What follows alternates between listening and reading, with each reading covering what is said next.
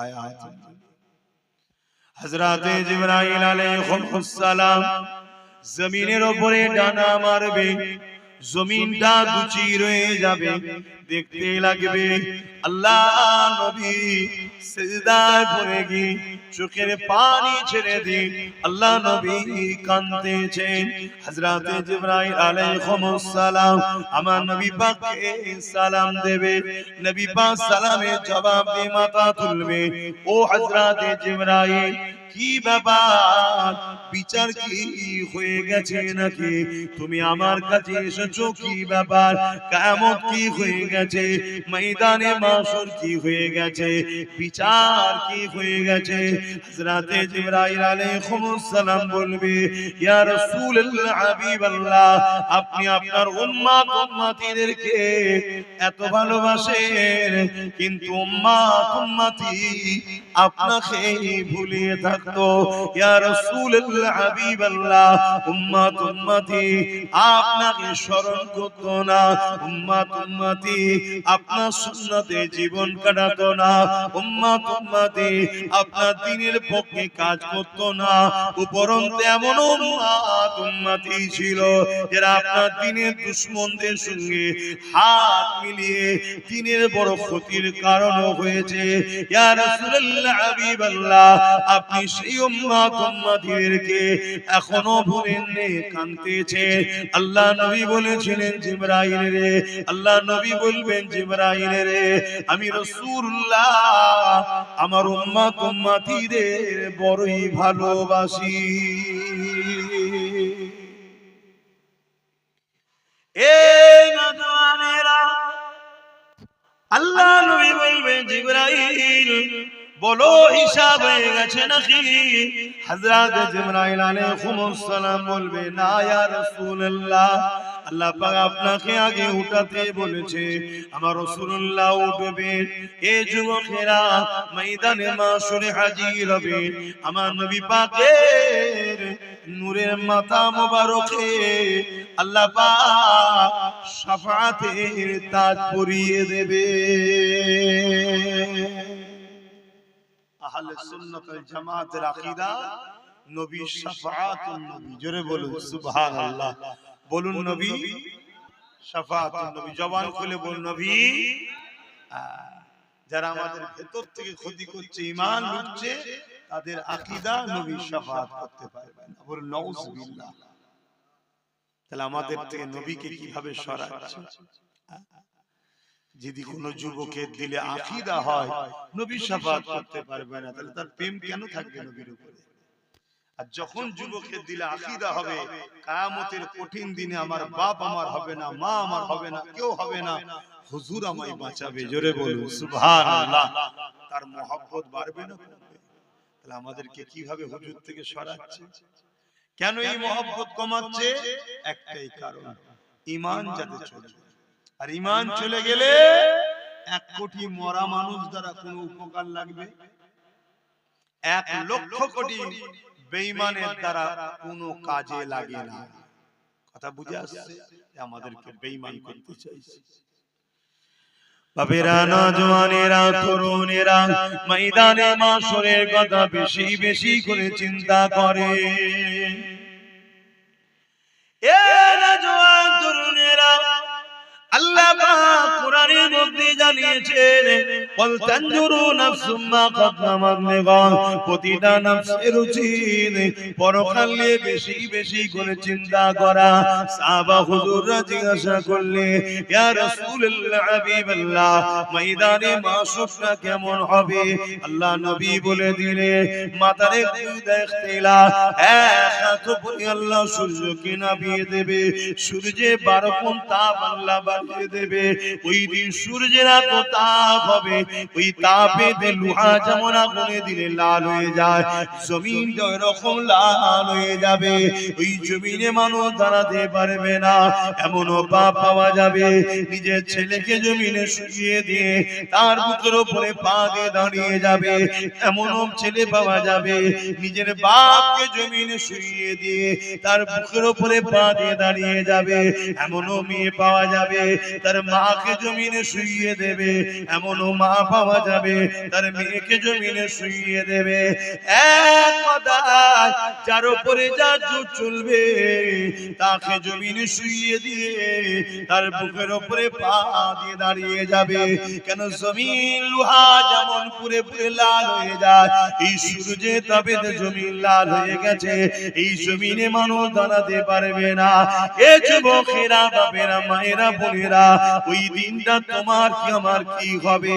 আল্লাহ নবীর এই কথা শুনে সাহাবা হুজুররা কাঁদতে লাগলেন, ইয়া রাসূলুল্লাহ, হাবিবাল্লাহ, আমাদের কি হবে উপায়?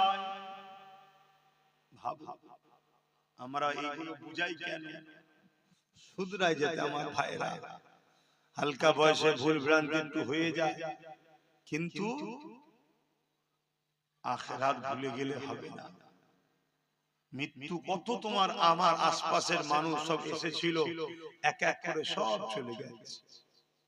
দেখো আমার অনেক ভাই বোন, তারা আমাদেরই ভাই হবে জানি মনে হচ্ছে, দেখো বাইরে দাঁড়িয়ে আছে। অনেক ভাই আছে দেখো এই দিকে দাঁড়িয়ে আছে। এই যে আমার ভাইয়েরা এগুলো করছে, এখন তো উচিত, এগুলো কি উচিত? আপনারা কি বলছেন এটা কি উচিত? তারা তো আমাদেরই ভাই নাকি, আমাদেরই তো নাকি।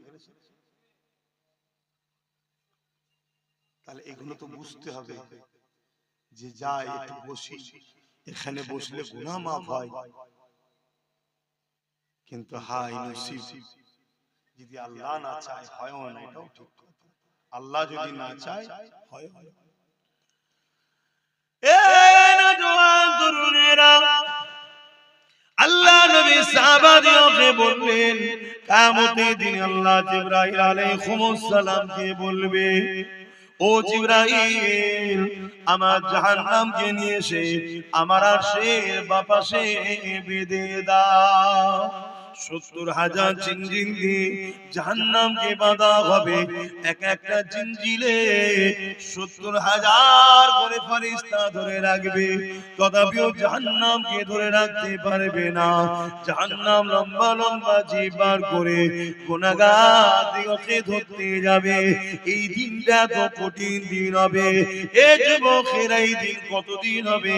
কানা মিকদারু ৫০ আলফা সানাতিন, ৫০,০০০ বছরের একটা লম্বা দিন আল্লাহ বানাবে। দুনিয়ায় ৫০,০০০ বছর যতদিন হয়, একটা দিন অত লম্বা হবে যেদিন আল্লাহ বিচারের দিন করবে। এ যুবকেরা, তরুণেরা, বাপেরা, ওই কঠিন ময়দানে মাসুরে কি হবে? ওদিনে তো বাপ ছেলের হবে না, ছেলে বাপের হবে না, মা মেয়ের হবে না, মেয়ে মায়ের হবে না, স্বামী স্ত্রীর হবে না, স্ত্রী স্বামীর হবে না, কেউ কারো হবে না। ওই দিনেতে শুধুমাত্র আল্লাহ নবী জবান দিয়ে বেরোবে, ইয়া রাব্বি হাবলি উম্মতি উম্মতি।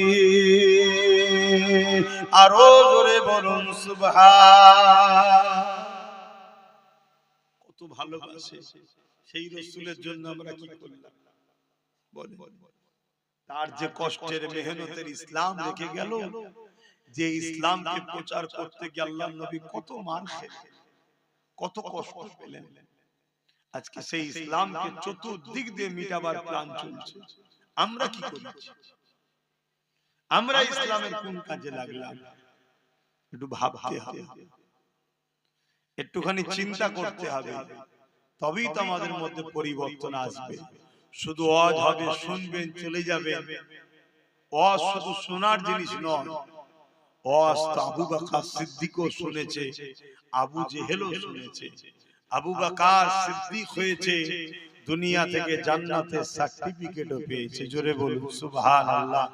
আর আবু জেহেল ওয়াজ শুনেছে, তারপর আবু জেহেল হয়ে গেছে। আবুল হাকাম থেকে আবু জেহেল হয়েছে। তো ওয়াজ শুধু শোনার জিনিস নয়, ওয়াজ শুনে ভাবতে হবে, ফিকির করতে হবে, চিন্তা করতে হবে, নিজের মধ্যে অনুশোচন তৈরি করতে হবে যে কি কোর জন্য আল্লাহ আমাকে পাঠালেন। বান্দা, আমি তোকে দুটো হাত দিলাম, এই হাত দিয়ে তোর কি কাজ তোকে চিন্তা করতে হবে। বান্দা আমি তোকে দুটো পা দিলাম, এই পায়ে কোন রাস্তায় চলবি কোন রাস্তাতে চলবি না এটা তোকে ভাবতে হবে। ওরে আমার বান্দা বান্দি রে, আমি আল্লাহ তোদেরকে দুটো চোখ দিলাম, এই চোখ দিয়ে কি দেখবি কি দেখবি না। বান্দা আমি জবানে কথা দিলাম, আমার দিয়া জবানে কোন কথা বলা যাবে কোন কথা বলা যাবে না। বান্দা রে, আমি আল্লাহ পাক তোকে আশরাফুল মাখলুকাত বানালাম, তুই মানুষের তুই সৃষ্টির মধ্যে সর্বশ্রেষ্ঠ সৃষ্টি বানালাম। ওরে আমার বান্দা রে, তুই আমার জমিনের উপরে তোর কি কাজ তোকে একবার ভাবতে হবে। এটা বোঝাবার জন্য এটা জানাবার জন্য কদ জাআকুম মিনাল্লাহি নূরুন ওয়া কিতাবুম মুবিন, আমি দুটো জিনিস আমার পক্ষ থেকে পাঠালাম। একটা হলো 30 পারা প্রকাশ্য কোরআন কিতাব, আর একটা হলো ওই কোরআনকে বুঝাবার জন্য সাহেবে কোরআন মুহাম্মাদুর রাসূলুল্লাহ। এ আমার বান্দা বান্দি রে, এই দুটোকে অনুসরণ কর। কোরআনকে তোদের জন্য গাইড করলাম, মুহাম্মদ রাসূলুল্লাহকে মডেল বানিয়ে দিলাম। মুহাম্মদ রাসূলুল্লাহ হলো কোরআনের বাস্তব তোদেরকে দেখাবে। তোরা জিন্দেগিতে চলার পথে উঠা বসা জিন্দেগির প্রতিটা মুহূর্তে আমার নবীকে করবি, নামাজ পড়বি আমার কে দেয়, রোজা রাখবি আমার রাসূলকে দেয়, হজ করবি আমার রাসূলকে দেয়, দান খয়রাত করবি রাসূলকে দেয়, সংসার করবি রাসূলকে দেয়।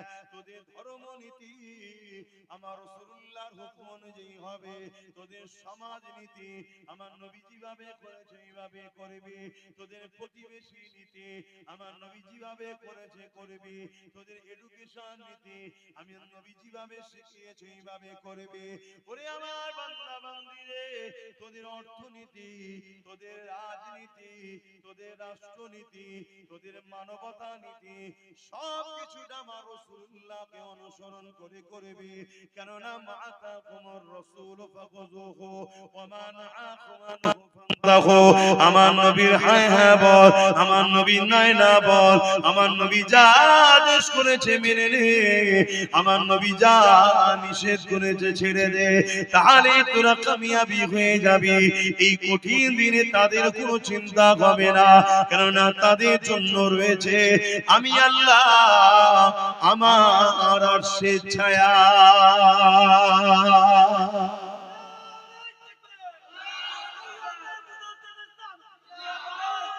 আল্লাহ। আর যারা দুনিয়ায় রাসূল ছেড়ে দিয়ে অন্য কাউকে মডেল বানায়, অন্য কাউকে নেতা বানায়, অন্য কাউকে নিজেদের পথের পথিক বানায়, তারা কিন্তু কামিয়াবি হতে পারবে না।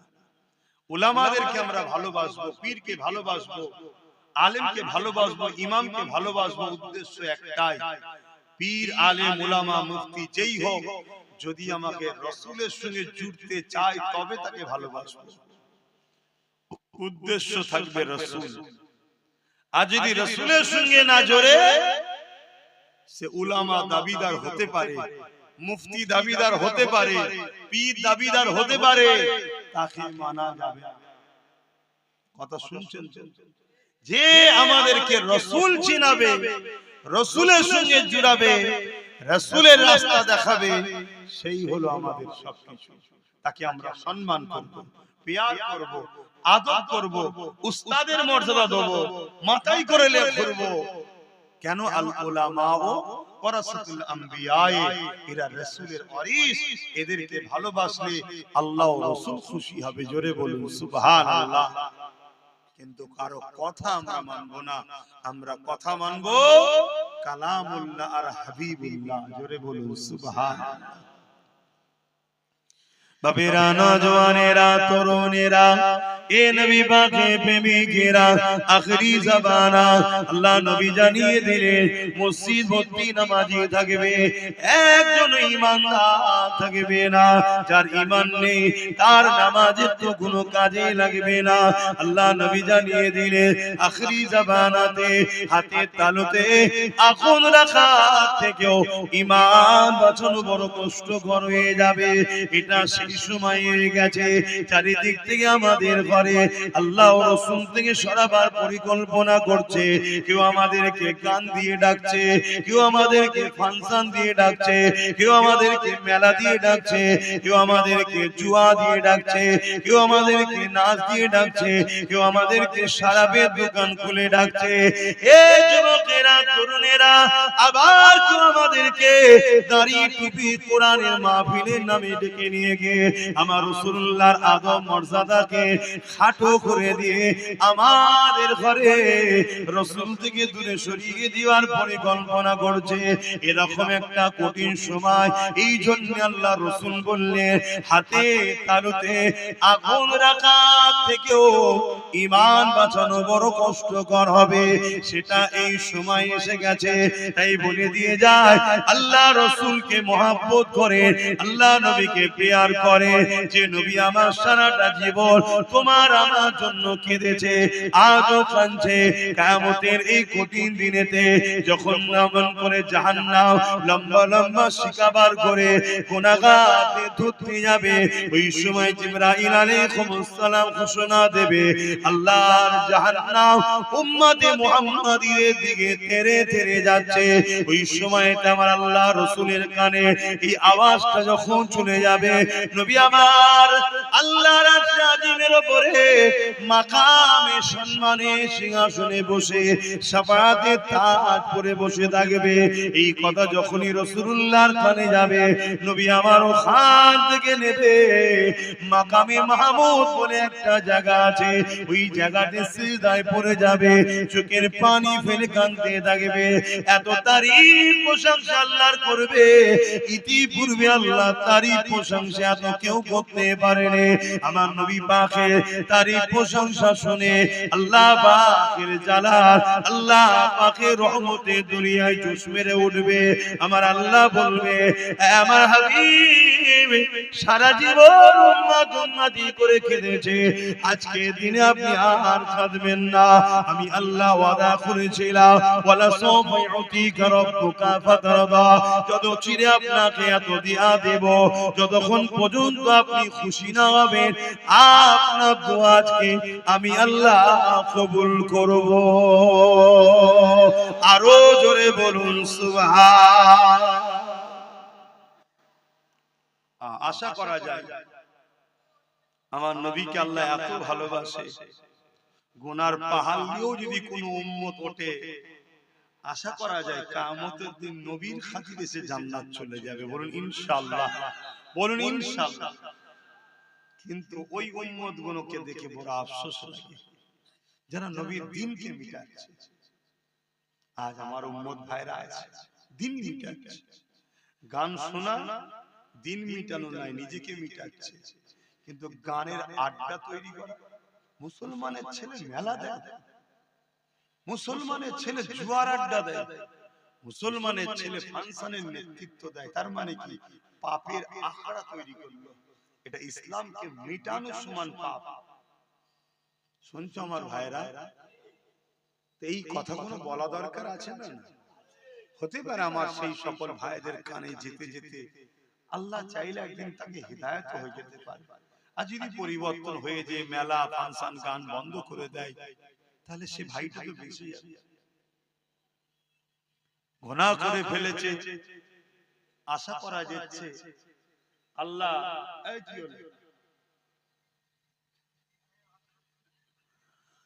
আশা করা যায় গুনাহ যদি হয়ে যায় নবী তো শাফাআত করবেন, হয়তো নাজাত হয়ে যেতে পারে। খবরদার আমার ভাইরা, নবীর কষ্টের ইসলামের ক্ষতি করো না।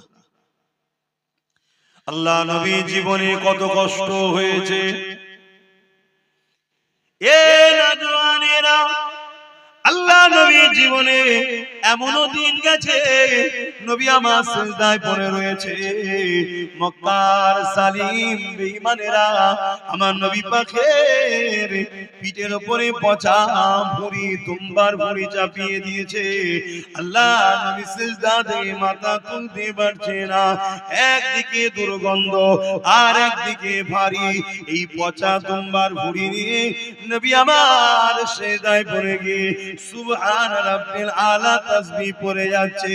নবী পাকের কলিজা টুকরি খাতুনে জান্নাত দেখতে পেয়ে তখন তিনি ছোট ছিলেন, আব্বা জানের পিঠ থেকে এই পচা দুম্বার ভুঁড়ি খানা নাবাতে লেগেছে। ছোট ছোট নুরানি হাত দিয়ে আর পচা দুম্বার ভুঁড়ি নাবাতে পারছে না, একদিকে দুর্গন্ধ আর একদিকে ভারী। খাতুনে জান্নাত তখন ছোট ছিলেন, আর চোখের পানি আমার আব্বাকে কে এত কষ্ট দেয়। এদিকে জালিম নিষ্ঠুর পাশা অত্যাচারীরা বসে বসে মজা নিতে লেগেছে। এমনও দিন গেছে আল্লাহ নবীকে এত ভুঁড়ি দিয়েছে, নবী পাকের পিঠে এত পচা দুম্বার ভুঁড়ি চাপিয়েছে, আমার নবী পাক পুরো ঢাকা পড়ে গেছে, নিঃশ্বাস নিতে পারছে না। খাতুনে জান্নাত আব্বাকে খোঁজ করতে করতে যখন এই পচা দুর্গন্ধময় ভুঁড়ি দেখতে পায়, খাতুনে জান্নাত আন্দাজ করে এই জায়গাতে হয়তো আব্বা রয়েছে। এই পচা দুম্বার ভুঁড়িকে সরিয়ে সরিয়ে সরিয়ে ওর ভেতর থেকে দয়া নবী মাথা তোলে। এ যুবকেরা, তরুণীরা, বাবেরা, এত কষ্ট আমার নবী কেন পেয়েছে? আমার নবী ইনসাফের কথা বলেছে তাই। এত কষ্ট আমার নবীর উপরে হয়েছে কেন? আমার নবী গরিবদের পক্ষে ছিল তাই। এত কষ্ট আমার নবীর উপরে হয়েছে কেন? আমার নবী নারীদের অধিকারের পক্ষে ছিল তাই। এত কষ্ট আমার নবীর উপরে দিয়েছে কেন? আমার নবী ইনসাফ, ইনসানিয়াত, মানবতা, তাওহীদ, এক আল্লাহর পক্ষে মানুষকে ডেকেছে তাই। এই যুবকেরা, তুমি আমি নবীর উম্মত দাবি করি, তুমি আমি যদি আজ ন্যায়ের পক্ষে না থাকি, মানবতার পক্ষে না থাকি, ইনসাফের পক্ষে না থাকি, নারীর অধিকারের পক্ষে না থাকি, গরিবের পক্ষে না থাকি, এতিম বিধবাদের পক্ষে না থাকি, তাহলে কেমন উম্মত তুমি আমি হলাম? যে আমার রাসূলুল্লাহ মিশন ছিল তো এটাই, অন্যায়কে মিটিয়ে আল্লাহর জমিনে নাই শান্তি প্রতিষ্ঠিত করা। এজন্যই তো নবী মার খেয়েছে, এজন্যই তো রাসূলুল্লাহর উপরে জুলুম, কত কষ্ট দিয়েছে আমার নবীকে। এমনও দিন গেছে আমার নবী কে জানে মেরে দেবে, শহীদ করে দেবে। আমার নবী পাহাড়ে চলে গেছে, সেখানে গিয়ে নবী মাসকে মাস কাটিয়েছে। এমনও দিন গেছে আল্লাহ রাসূল হুজরার মধ্যে আছে, নবী পাকের পুরো ঘরটা 36 জন 40 জন উলঙ্গ তরোয়াল নিয়ে জালিম অত্যাচারী নিষ্ঠুররা ঘিরে ফেলেছে আমার নবীকে শহীদ করে দেবে বলে। কিন্তু আমার আল্লাহ আমার নবী পাককে ওখান থেকে হিফাজত করেছেন। জোরে বলুন সুবহানাল্লাহ। আল্লাহ নবী জীবনে অনেক কষ্ট গেছে। এই নওজওয়ানেরা, আল্লাহ নবী যখন মক্কার মানুষের কাছে দিনের কথা বলে মক্কার মানুষ শুনতে চায় না। নবী আমার তায়েফের জমিনে চলে যায়। এদিকে মক্কার জালিম নিষ্ঠুর নেতারা তায়েফের মানুষদিগকে জানিয়ে দেয় মক্কা থেকে মুহাম্মদ রাসূলুল্লাহ যাচ্ছে, যিনি তাওহীদের কথা বলে, যিনি গরিবের ইনসাফের কথা বলে, যিনি নারীদের অধিকারের কথা বলে, যিনি মানবতার কথা বলে, যিনি ন্যায়ের কথা বলে, যিনি প্রেম ভালোবাসার কথা বলে। এই তায়েফের সরদারেরা মুহাম্মদ রাসূল যা বলে ঠিকই সত্য কথা বলে, কিন্তু মুহাম্মদ রাসূলের কথা মতো চললে আমরা যে মানুষের উপরে সন্ত্রাসী করে টিকে রয়েছি, মানুষের উপরে আতঙ্ক করে টিকে রয়েছে, মানুষকে ভয় খাইয়ে টিকে রয়েছে, মুহাম্মদ রাসূলের কথা যদি মেনে নেওয়া যায় তাহলে আমাদের অন্যায় অত্যাচারের সাম্রাজ্য মিটে যাবে। এই মুহাম্মদ রাসূলকে তায়েফে জমিনে ঢুকতে দিও না, তাকে বাধা দাও, বাধা দাও। আজকে দিনে তো সেই রাসূলুল্লাহর পক্ষে যারা কথা বলে তাদেরকে বিভিন্ন মাহফিলে বাধা দেওয়া হয়, তাদেরকে বিভিন্ন জায়গায় রোকা হয়। কেন রোকা হয়? এরা গেলে মুহাম্মদ রাসূলের কথা বলবে, এরা ইনসাফের কথা বলবে, এরা ইনসানিয়তের কথা বলবে, এরা মানবতার কথা বলবে। কেন? আল্লাহ কোরআনের মধ্যে জানিয়ে দিয়েছে, এ দুনিয়ার মানুষেরা, কুনতুম খায়রা উম্মাতিন উখরিজাত লিন-নাস তা'মুরুনা বিল মারুফ ওয়া তানহাউনা আনিল মুনকার। আল্লাহ আমাদেরকে দুটো কাজ দিয়েছে, অন্যায়কে মিটিয়ে দাও, ন্যায়কে প্রতিষ্ঠিত করো। এই অন্যায় মিটাতে গিয়ে যদি তুমি শহীদ হয়ে যাও, অন্যায়কে মিটাতে গিয়ে জালিমদের হাতে যদি মারা পড়ে যাও, এ যুবকেরা, আল্লাহ রাসূল জানালেন তাদের জন্য মরণের আগে, জান বেরোবার আগে আল্লাহর জান্নাতকে দেখিয়ে দেওয়া হয়। আর যদি এই লড়াই লড়তে গিয়ে, ন্যায়কে প্রতিষ্ঠিত করতে গিয়ে, অন্যায়কে মিটাতে গিয়ে, আর যদি এই লড়াইয়ে কেউ গাজী হয়ে যায়, বিজয় হয়ে যায়, আমার আল্লাহ তাকে দুনিয়াতে গাজীর সম্মান দেয় এবং পরকালে পুরস্কার জান্নাতে রেখেছে। আমাদের তো দুটো কাজ আল্লাহ দিয়েছেন নাকি? কথা বলে, অন্যায় মিটাও, ন্যায়কে প্রতিষ্ঠিত করে, এটা তো কাজ আমাদের। আমরা সেটা করছি? আমরা তো অন্যায়ের সঙ্গে গা মিলিয়ে চলছি, আমরা তো জুলুম বন্ধ করা ছেড়ে দিয়ে জুলুম করছি। আমাদের অনেকের ধারণা হয়ে গেছে ইসলাম নামাজ, রোজা, দাড়ি, টুপি, হজ, যাকাত, নামাজ পড়লেই হয়ে গেছে, রোজা রেখে নিয়েছি হয়ে গেছে, একবার হজ করলেও মিটে যাবে। এটা ইসলাম শুধু নয়। হ্যাঁ, এটাও ইসলাম, কিন্তু শুধু এটা নয়। সমাজে এতিমের উপরে জুলুম হবে, আপনি এতিমের পাশে দাঁড়াবেন না, আর আপনি বলছেন আমি নামাজ পড়েছি।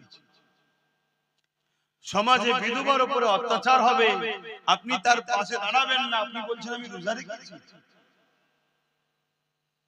মানুষ মসজিদগুলোকে যেভাবে কারুকার্য ভাবে করছে, হ্যাঁ আল্লাহর ঘরকে ভালোবাসেন, করুন, কিন্তু অপরদিকে এই সমাজের গরিবদের ঘরে মানুষ দেখে, আল্লাহর ঘর কাঁচা হলেও নামাজ হয়ে যাবে, কিন্তু গরিব যদি খেতে না পায়, ওই সমাজের প্রত্যেককে কিয়ামত দিন আল্লাহর কাছে জবাব দিতে হবে। কথা শুনছেন তো নাকি?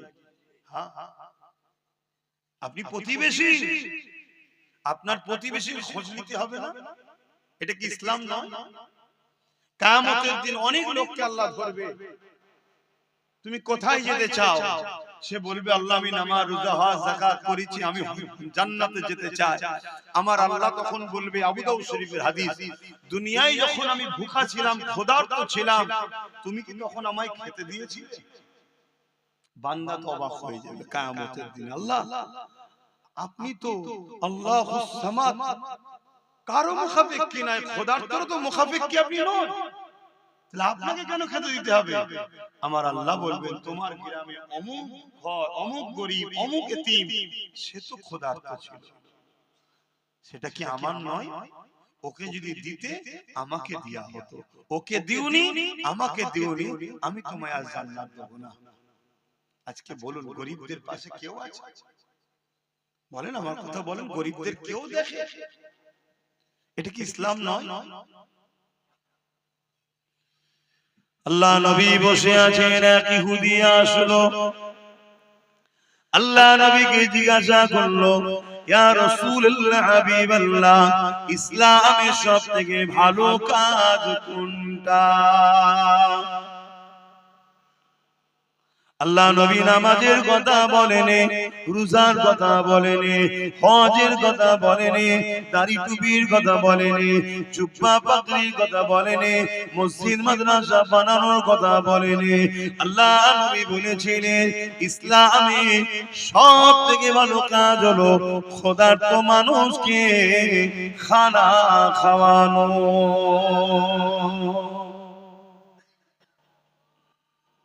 আপনাদের মহল্লা জানাচ্ছে, মহল্লা? আচ্ছা, আজানটা হয়ে যায়।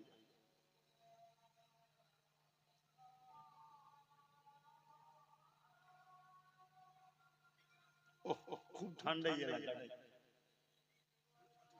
হ্যাঁ, আমি ভাবতেই পারছি ঠান্ডা খুব নিজে জড়ো হয়ে গেছে।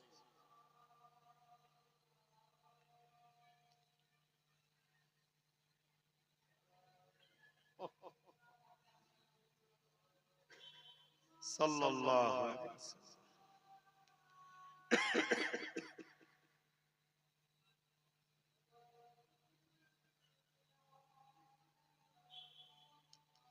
সাল্লাল্লাহু আলাইহি ওয়াসাল্লাম। কুররাতু আইনা বিকা রাসূলুল্লাহ।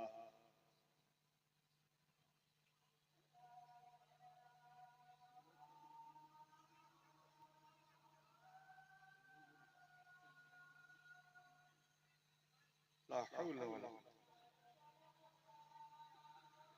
لا حول ولا قوة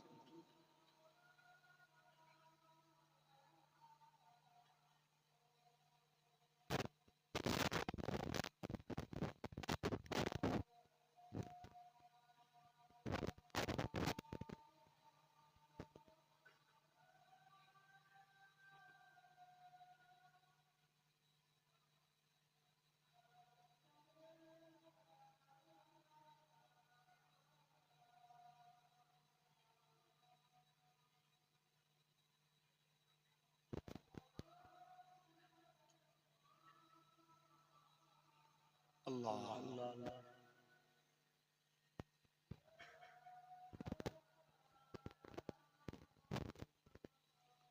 اللهم رب هذه الصلاة محمد السيلة الفضيلة محمد إنك لا تفتح لا إله درود الشريف اللهم صل على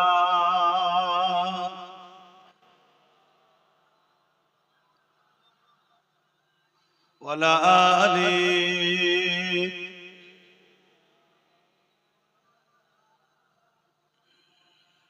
मेरी उल्फत मदीने से यूं ही नहीं, मेरे आका का रोज़ा मदीने में है।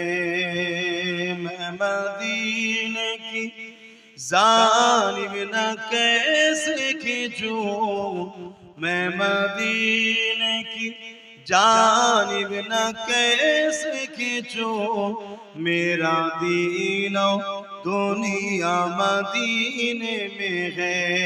मेरी उल्फत मदीने से यूं ही नहीं, मेरे आका का रोज़ा मदीने में है। अर्ज़ अज़ीम से बढ़ के जिसका बड़ी शान है, रोज़ाए मुस्तफ़ा जिसकी पहचान है। रोज़ाए मुस्तफ़ा जिसकी पहचान है, जिसका हम पल्ला कोई मुअल्ला नहीं, जिसका हम पल्ला कोई मुअल्ला नहीं, एक ऐसे मुहल्ला मदीने में है। मेरी उल्फत मदीने से यूं ही नहीं, मेरे आका का रोज़ा मदीने में है। अल्लाहुम्मा सल्ली अला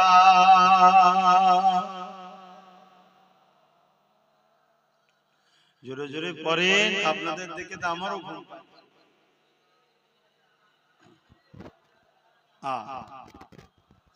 হ্যাঁ ভাই, আমরা তো বলতে এসেছি ঠিকই, আপনাদের ঘরেও বলিয়ে নিতে হয়।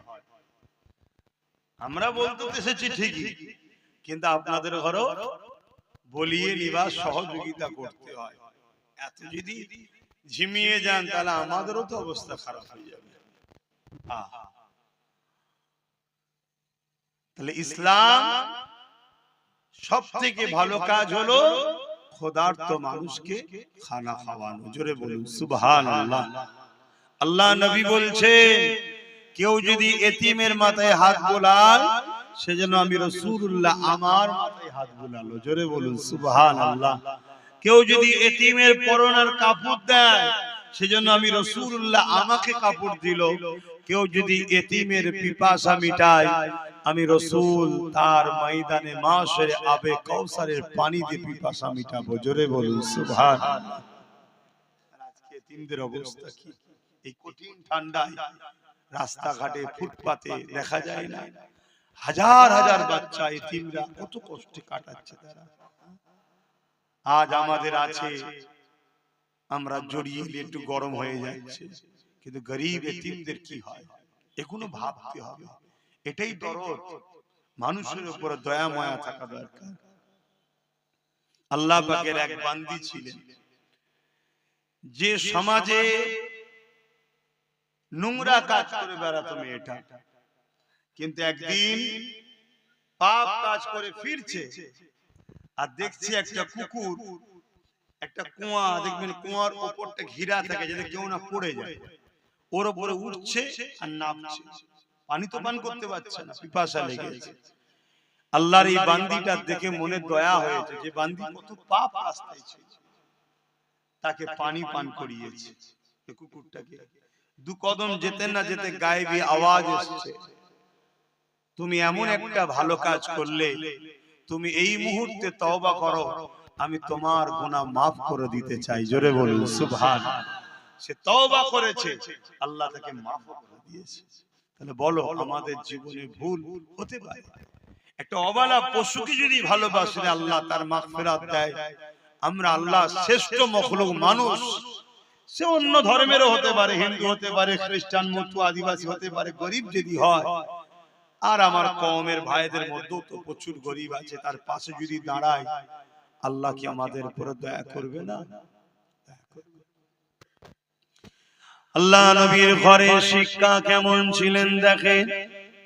হযরতে খাতুনে জান্নাত তিনি এমন করে হযরত ইমামে হাসান হুসাইন দুই ভাই অসুস্থ হয়েছে, তাই তিনাদের সুস্থতার জন্য খাতুনে জান্নাত নিয়ত করলেন, মান্নত করলেন, ও রব্বি আল্লাহ আমার বাচ্চা দুটো সুস্থ হয়ে গেলে আমি আপনার খুশির জন্য তিনটে রোজা রাখার মান্নত করলাম, নিয়ত করলাম। আল্লাহ পাকের দয়াতে ইমামে হাসান হুসাইন পাক দুই ভাই সুস্থ হয়ে গেলে, তখন ছোট ছোট তিনারা ছিলেন। এই সুস্থ হয়ে যাওয়ার দরুন হযরতে খাতুনে জান্নাত মাওলা আলী শেরে খোদার সঙ্গে আলোচনা করলে, আমার প্রাণের স্বামী আমি আল্লাহ পাকের কাছে এই বলে মান্নত করেছিলাম, হাসান হোসেন সুস্থ হয়ে গেলে আমি তিনটে রোজা রাখবো। আল্লাহ পাক সুস্থ করে দিয়েছে, আমি রোজা রাখার ইচ্ছা প্রকাশ করছি। হযরতে মাওলা আলী বলেছিলেন, এ খাতুনে জান্নাত আপনি একা কেন রাখবেন, আমিও আপনার সঙ্গে রোজা রাখবো। হযরতে মাওলা আলী রোজা রাখলে, খাতুনে জান্নাত রাখলে, হযরত ইমামে হাসান হোসেন তিনারাও উঠে পড়লেন, তিনারাও বলতে লাগলেন, আম্মা জান আমরাও সেহরি খাবো, রোজা রাখবো। এ যুবকেরা, ঘরে একটা কাজের মানুষ ছিল যার নাম হলো ফিজ্জা, তিনিও বললেন, আম্মা আমাকে ইজাজত দেয়া হোক, আমিও নফল রোজা রাখবো। চারজন পাঁচজন হয়ে গেল রোজা রাখার, সেহরি খেতে লেগেছে। কি সেহরি খাচ্ছে? এ যুবকেরা, বাপেরা মন দিয়ে শোনো গো, ঘরে কিছুই নাই, পানি দিয়ে সেহরি করা হচ্ছে, শুধু পানি। দোনো জাহানের সুলতানের বেটির ঘরের কথা বলছে, শুধু পানি। বাপেরা, নওজওয়ানেরা, তরুণেরা, এই সময়তে মাওলা আলী সকাল হয়ে যায়, হুজুর আমার কাজে খোঁজে বেরিয়ে গেলে, কেননা ইফতারে যদি কিছু পাওয়া যায় এর জন্য তিনি কাজে বেরিয়ে গেলে। খাজুরের বাগানে পানি দেওয়ার কাজ করতে লাগলে, এতে সামান্য কিছু আল্লাহ মিলালে, তা থেকে জবের আটা, রুটি এবং কিছু খাজুর কিনে নিয়ে এলে। যখন ইফতার সাজানো হয়ে গেছে, আজানের অপেক্ষা রয়েছে, ইফতার করবে। হঠাৎ করে দরজার গোড়ায় এক অচেনা মুসাফির আওয়াজ দিয়ে বলতে লাগলো, এ খাতুনে জান্নাত, এ নবীর কলিজা টুকরি ফাতেমা, এ আহলে রাসূলরা, আমি বড় ক্ষুধার্ত রয়েছে, কয়েকদিন আমার খাওয়া হয়নি। নবীর ঘর থেকে আমরা ফিরে যাব, আহলে রাসূলের ঘর থেকে খালি হাতে ফিরে যাব, এটা হতে পারে না। এ আমাকে কিছু দেন। হযরতে খাতুনে জান্নাত দেখলো ইফতারটা এত সামান্য রয়েছে, ওই মানুষটাকে সব যদি না দেয়া যায় একটা মানুষের পেটও ভরবে না। তাই খাতুনে জান্নাত ওই ইফতারের পাত্রটাকে নিয়ে হযরতে মাওলা আলীর স্বামীকে দিয়ে দিলে, যান ওই মুসাফিরটাকে দিয়ে দেন, ওই গরীব ক্ষুধার্তটাকে দিয়ে দেন। হযরতে খাতুনে জান্নাতের কথা শুনে মাওলা আলী বলল, না, আমার বাচ্চা দুটো রোজা রেখে আছে, তারা ইফতার কি করবে? তুমি আমি না হয় বড় মানুষ নাই করলা, দুটো ছোট্ট ছোট্ট বাচ্চা তারা রোজা রেখে সারা দিন রয়েছে, সেরিতে পানি খেয়েছে, তারা কি ইফতার করবে? একবার মাওলা আলী বলল, না। মাওলা আলী ইফতারের থালিটা নিয়ে গিয়ে, পাত্রটা নিয়ে গিয়ে ওই মুসাফিরটাকে দিয়ে দিল। মুসাফির চলে গেল, মান্যতে রোজা ছিল। পরের দিন আবার সেরিতে খাতুনে জান্নাত উঠলো, মাওলা আলীও উঠলো, ইমামে হাসান হোসেন উঠলো, ওই ফিজ্জা নামের কাজের মানুষটা উঠলো। পাঁচ জনে আবার সেরিতে পানি খেলেন, আবার রোজা নিয়ত করে নিলেন। আবার মাওলা আলী দিনের বেলা কাজের জন্য বেরিয়ে গেলেন। আবার সামান্য কিছু অর্থ মিলল, তা থেকে আবার কিছু জবের আটা, রুটি আর কিছু খাজুর কিনে নিয়ে এসে ইফতারির জন্য তৈরি হতে লাগলো। আজানের অপেক্ষায় রয়েছে দ্বিতীয় দিনে সে ইফতারেতে। হঠাৎ করে দরজার গোড়ায় আবার প্রথম দিনের না একজন মুসাফির এসে সালাম দিয়ে আওয়াজ দিলে, এ আহলে রাসূলরা, আমি বড় ক্ষুধার্ত রয়েছি, আমাকে কিছু খেতে দেন, আমাকে ফিরিয়ে দেবেন না? হযরতে খাতুনে জান্নাত প্রথম দিন স্বামীর হাতে তুলে দিয়েছিল।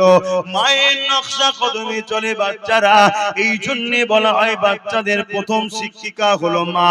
তাই হযরতে ইমাম হোসেন পাক উঠে দাঁড়িয়ে গেলেন, ওই ইফতারের পাত্রটা নিলেন, সোজা গিয়ে ওই মুসাফিরের হাতে দিয়ে ঘরে এসে বসে পড়লেন।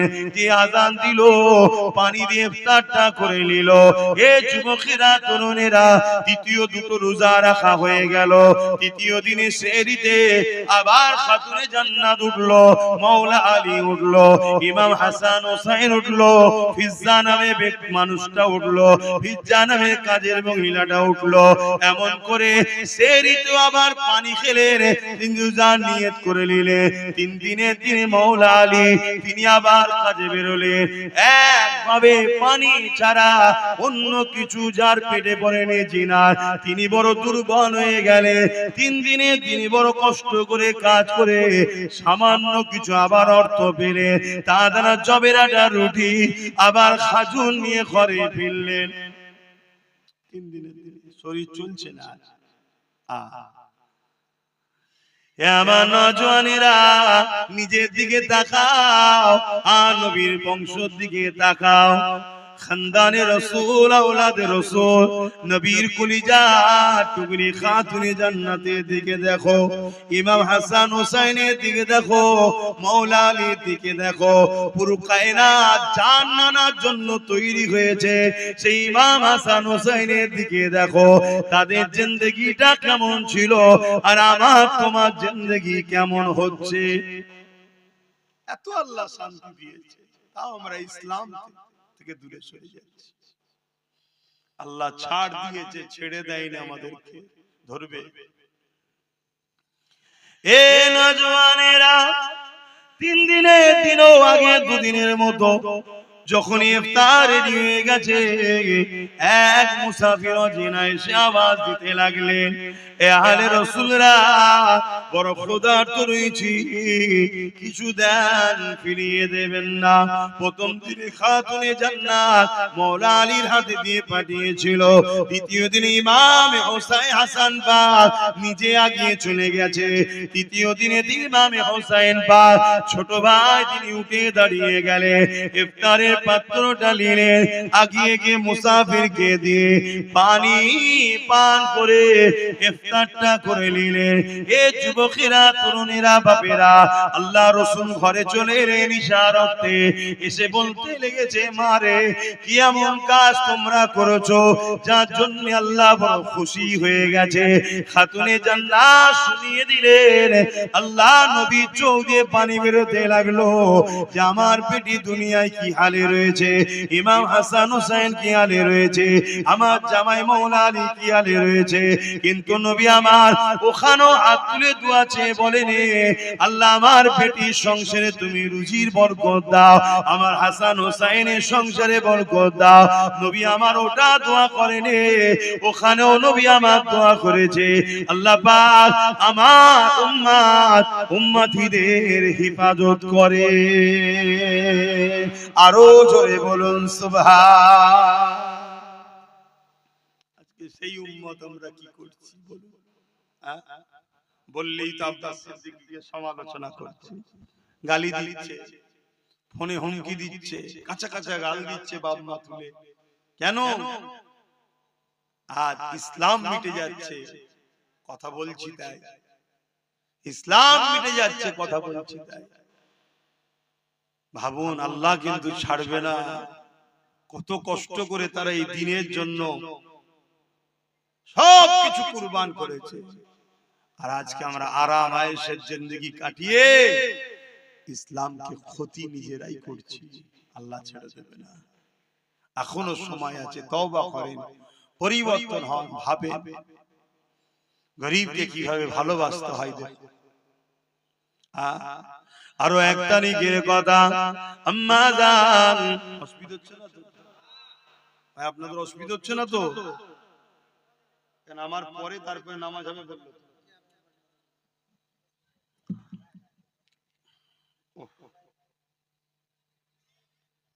আরো এক তারিখের কথা, আল্লাহ নবীর কলিজার টুকরি খাতুনে জান্নাত দুনিয়া থেকে চলে যাবার সময় হয়েছে। হযরতে মাওলা আলী হুজুরের কোলে মাথা রেখে খাতুনে জান্নাত চোখ মুজে শুয়ে আছে, যাবার সময় একদম শেষের দিকে, দুনিয়া থেকে পর্দা নেবেন, ইন্তেকাল করার সময় এসে গেছে। হযরতে মাওলা আলী খাতুনে জান্নাত নিজের স্ত্রীর মাথায় হাত বুলোতে বুলোতে চোখ ভরা পানি দিয়ে বলছে, আমার প্রাণের স্ত্রী, এতদিন সংসার করলাম,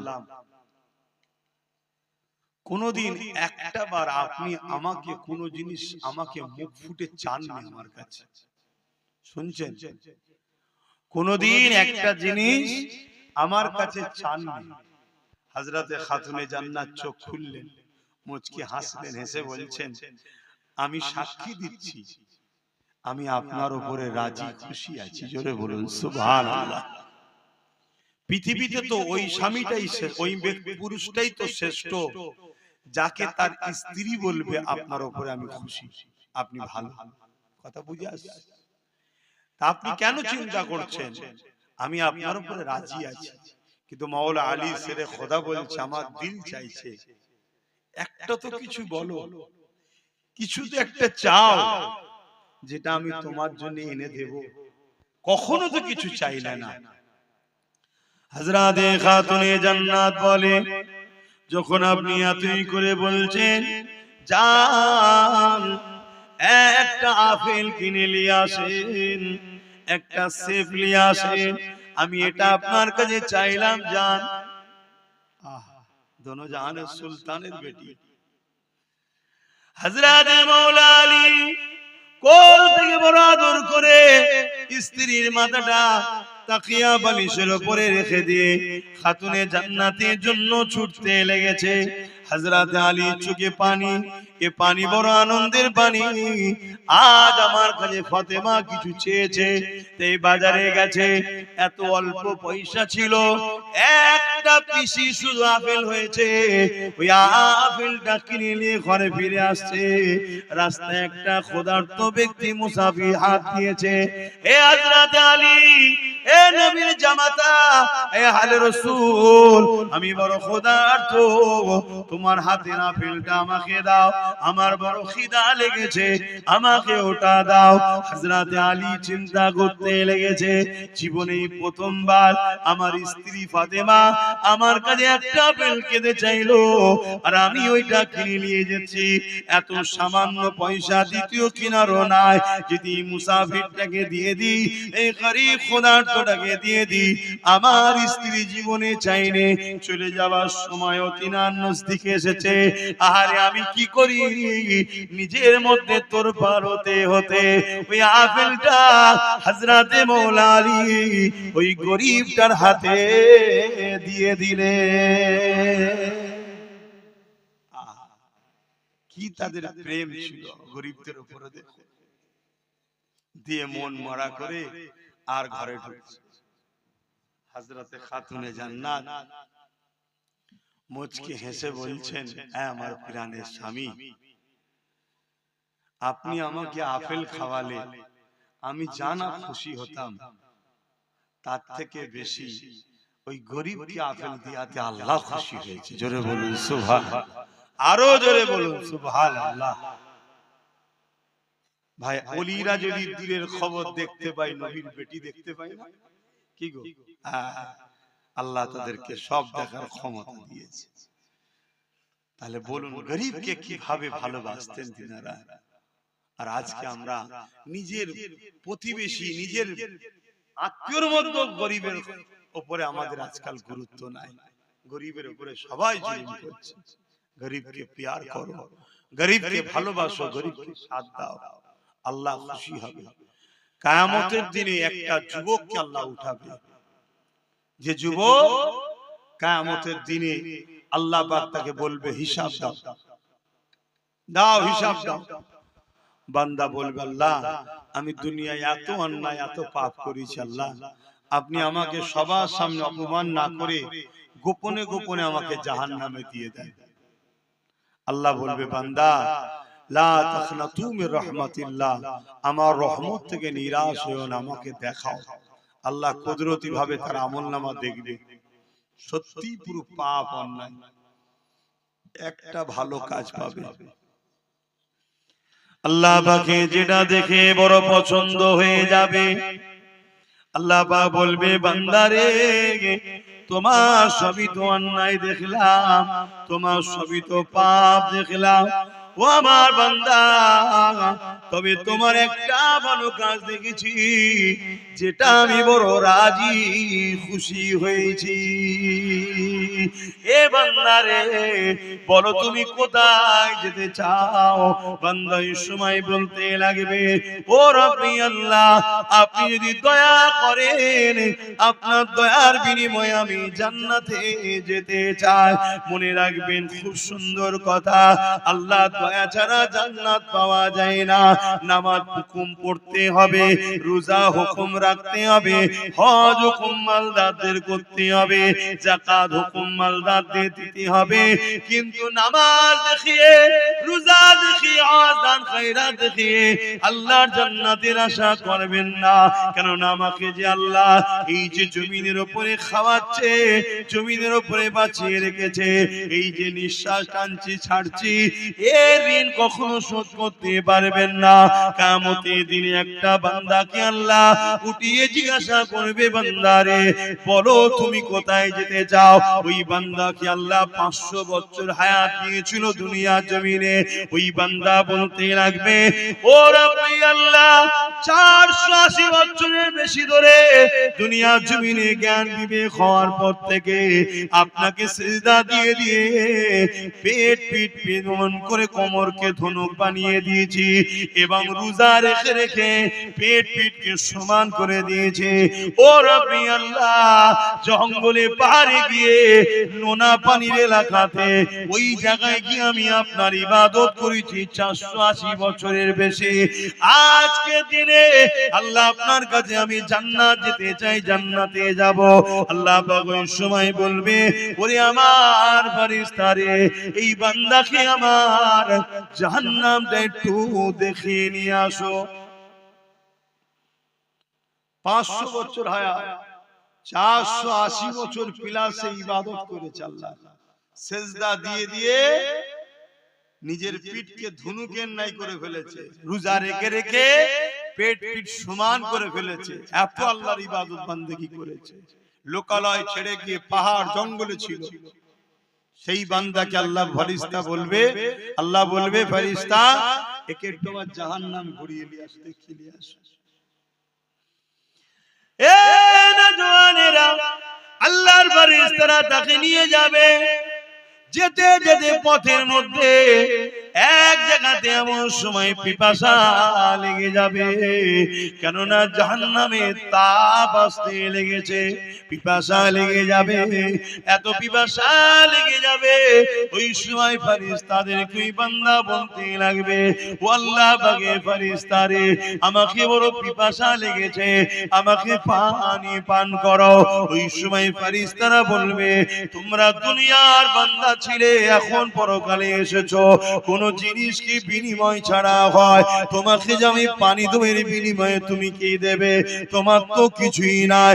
ওই সময় ফেরেশতারাই স্মরণ করিয়ে দেবে, হ্যাঁ তোমার অনেক নেক আমল রয়েছে, যদি এই আমলগুলো আমাকে দিয়ে দাও তাহলে তোমাকে আমি পানি পান করাবো। ভাইরা মন দিয়ে শোনেন, বাপেরা মন দিয়ে শোনে, মা বোনেরা মন দিয়ে শোনে। দুনিয়ার হাওয়া গায়ে লাগছে, আখিরাত কত কঠিন জায়গা বুঝতে পারছি না, কবর কত কঠিন জায়গা বুঝতে পারছি না। এই সময় তুই বান্দা এত পিপাসা লাগবে, সে বেখিয়াল হয়ে যাবে, সমস্ত আমলকে দিয়ে দিয়ে এক পাত্র গিলাস পানি পান করার পরে তার মধ্যে তৃপ্তি হবে। ওই সময় আওয়াজ দেবেন, আল্লাহ আমার ফেরেশতারে, ওই বান্দাকে নিয়ে চলে আসো যে জায়গাতে পানির পিপাসা লেগেছে, ওখান থেকে জাহান্নাম আরো হাজার হাজার বছরের রাস্তা এখনো রয়েছে। ভাইরা আমার, এই পিপাসা এত দূর থেকে জাহান্নামের তাপে লাগবে, সমস্ত আমলের বিনিময়ে এক গিলাস পানি সে খরিদ করে ওই পানি পান করবে। আল্লাহ দরবারে ফিরিয়ে নিয়ে আসা হবে। আল্লাহ পাক আবার জিজ্ঞাসা করবে, ওরে আমার বান্দা তুমি কোথায় যেতে চাও? বান্দা আবার বলবে, আল্লাহ 480 বছরের উপরে আপনার ইবাদত বندگی করেছে, আপনি আমাকে 500 বছর হায়াত দিয়েছেন, জ্ঞান বিবেক বুদ্ধি যখনই হয়েছে সিজদায় পড়ে পড়ে পড়ে পড়ে পিঠকে ধনুক বানিয়ে দিয়েছি, রোজা রেখে রেখে আমি এমন করে পেট পিঠকে সমান করে দিয়েছে। আল্লাহ পাক এই আমলের বিনিময়ে আমি জান্নাতে যেতে চাই। আমার আল্লাহ বলবে, বান্দারে তোমার আমল তো এখন আর নেই, এক গিলাস পানির বিনিময়ে তোমার আমল তো তুমি ফেরেশতাদের দিয়ে দিয়েছো। বান্দা মাথা হেঁট হয়ে যাবে। আল্লাহ বলবে, বান্দা মাথা তোলো, বলো কোথায় যাবে? বান্দার জবানের বল বন্ধ হয়ে যাবে, চোখ দিয়ে পানি বেরোতে লাগবে, হায় আমি কি করলাম। এ নওজওয়ানেরা, আল্লাহ পাক ওই সময় বান্দাকে বলবে, ওরে আমার বান্দারে লজ্জিত হোস না, তুই দুনিয়ায় সত্যি কোনো খারাপ কাজ করিস না, কোনো পাপ কাজ করিস না, কোনো অন্যায় কাজ করিস না। জ্ঞান বিবেক বুদ্ধি থেকে এই জিন্দেগির 500 বছর হায়াতে 480 বছর পিলার আমার জন্য তুই কাটিয়েছিস। সত্য কথা বলতো বান্দা, ওই নুনা পানি পাহাড় এলাকায় তোকে ঠান্ডা পানি সেই রক্তে এবং ইফতার রক্তে খেয়ে দিত। বান্দা বলতো দেখে ওই পাহাড়ি নুনা এলাকাতে কে তোর জন্য আঙ্গুরের গাছ তৈরি করে দিয়েছিল, যেখান থেকে মিঠা আঙ্গুর হতো তুই খেতে। কে তোর জন্য এই জায়গায় ইফতারের সময়তে নানা রকম ফলমূল তৈরি করে দিত। ওই সময় বান্দা লজ্জিত হয়ে চোখের পানি ফেলে বলবে, হে আল্লাহ আপনি খাওয়াতে। বান্দা রে তোকে কে সুস্থ রেখেছিল? বান্দা বলবে আল্লাহ আপনি রেখেছিলেন। বান্দা রে তোকে সিজদা দিবার ক্ষমতা কে দিয়েছিল? বান্দা বলবে আপনি দিয়েছিলেন। বান্দা রে কে তোকে ওখানে সুস্থ রেখে ভালো রেখে ওই ঠান্ডা নহরের পানি দিয়েছিল? বান্দা বলবে আল্লাহ আপনি দিয়েছিলেন। এ বান্দা তাহলে বল আমার এই ঋণগুলো কি দিয়ে শোধ করবে? এখন তো আমল সব দিয়ে দিয়েছি, এবারে ঋণ কি করে শোধ করবে? বান্দা বড় লজ্জিত হয়ে গিয়ে বলবে আল্লাহ আপনি আমাকে ক্ষমা করে দিন। আল্লাহ আল্লাহ আমি বড় অন্যায় ভুল করেছি। আল্লাহ আমি বুঝতে পেরে গেছি আমি জান্নাত যাব, কিন্তু আপনার দয়া ছাড়া জান্নাত যেতে পারি না। এ যুবকেরা তরুণীরা, আল্লাহ পাকের দয়া তো বড়। সাবাকাত রাহমাতি আলা গাযাবি, আল্লাহ রহমত ও গজবের প্রতিযোগিতায় আমার আল্লাহর রহমত প্রতিবারে ফাস্ট হয়ে যায়।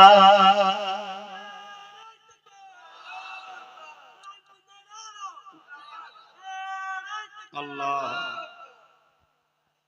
ভাই জানি না কেন ওয়াজ করতে আসি, কষ্ট হচ্ছে, ঘুম ঘুম লাগছে, কথা বুঝে আসছে। তারপরেও আল্লাহ যতটুকু বলাচ্ছে আপনাদের অসুবিধা হচ্ছে না তো? খুব কষ্ট লাগছে কথা বলতে। তো যাই হোক ভাই, তাহলে ভাবুন আল্লাহ রহমত ছাড়া নাজাত পাওয়া যাবে না। আর সূরা আম্বিয়ার মধ্যে আল্লাহ বলছেন ওমা আরসালনাকা ইল্লা রাহমাতাল লিল আলামিন, আমার নবীকে আল্লাহ আল্লাহর রহমত দয়া করেছে। জোরে বলুন সুবহানাল্লাহ। তো ভাই সেই আল্লাহর উপরে মহব্বত, নবীর উপরে মহব্বত, আল্লাহর সৃষ্টিকে ভালোবাসুন, তবে আল্লাহর রহমত পাবেন। যে কথা বলছিলাম ওই যুবকটা, ওই বান্দাকেও আল্লাহ সেদিন নাজাত দেবে। জোরে বলুন সুবহানাল্লাহ। তো যে কথা বলছিলাম ওই যুবকটাকে আল্লাহ পাক বলবে বান্দা যা, আমি তোকে আমার রহমতের বিনিময়ে জান্নাত দিলাম। জোরে বলুন সুবহানাল্লাহ। কাশ ওই যুবক যদি আমি হই কত সুন্দর হবে। কি হবে আল্লাহ জানে। এত পাপ থাকার পরও আল্লাহ তাকে নাজাত দিচ্ছে কেন? তার একটা কাজ আল্লাহর বড় পছন্দ হয়েছে। কি কাজ ছিল? প্রচন্ড গরমের সময় এক পশু রোদে বাঁধা ছিল, তাকে ছায়ায় বেঁধে পানি পান করিয়েছিল। আল্লাহ দেখে বড় ভালো লেগেছে। জোরে বলুন সুবহানাল্লাহ।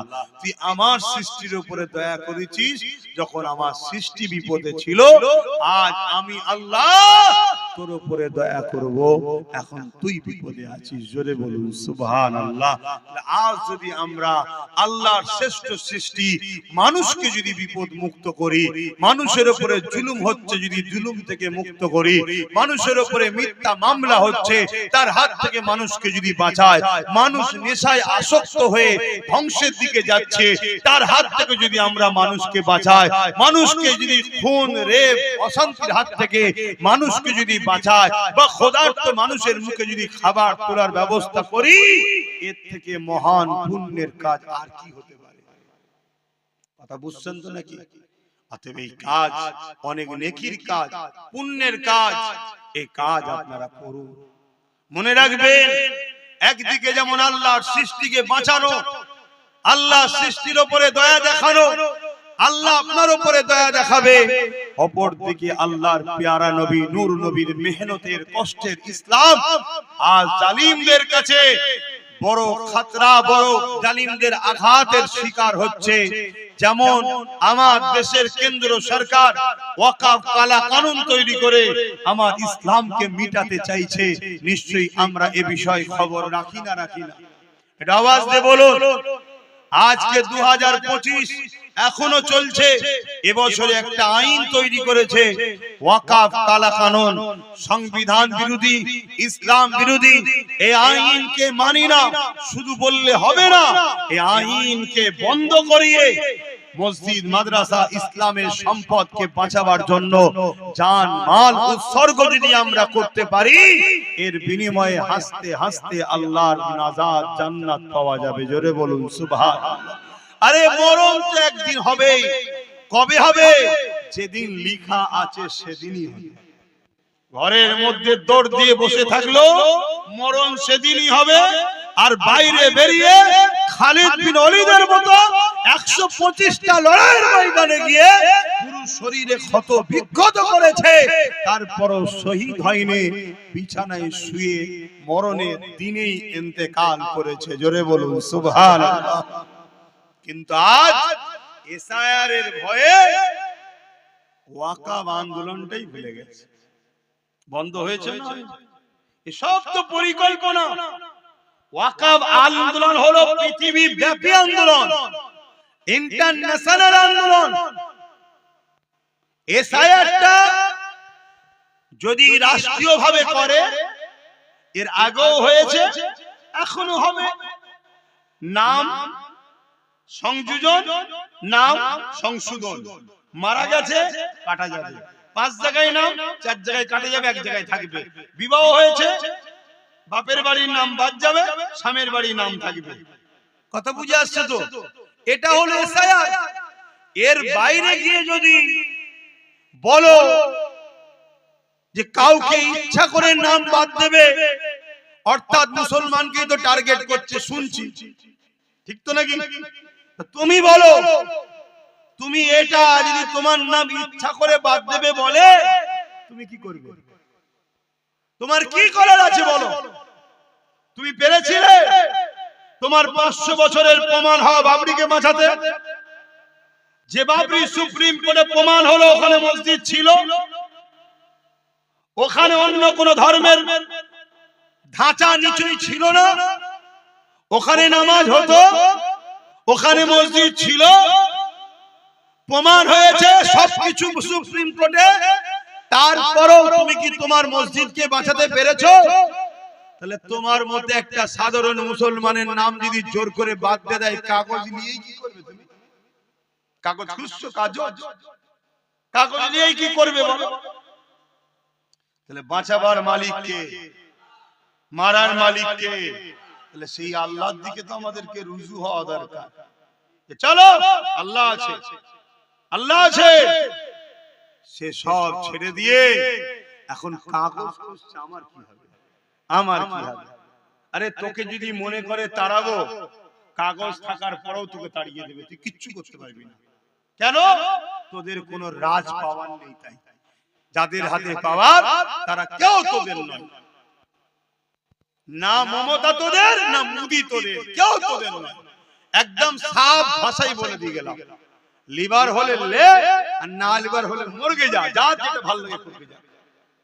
কিন্তু আমার বক্তব্য এটা, আল্লাহর দ্বীনের ঘর, মসজিদ, মাদ্রাসা, কবরস্থান, ঈদগাহ, খানকা, যেটা ইসলামের পহচান, 29 লক্ষ বিঘে জায়গা মুসলমান ধর্মের অ্যাসেট, মুসলিম ধর্মের পহচান, আজকে সেইটাকে মিটিয়ে দিবার প্ল্যান চলছে।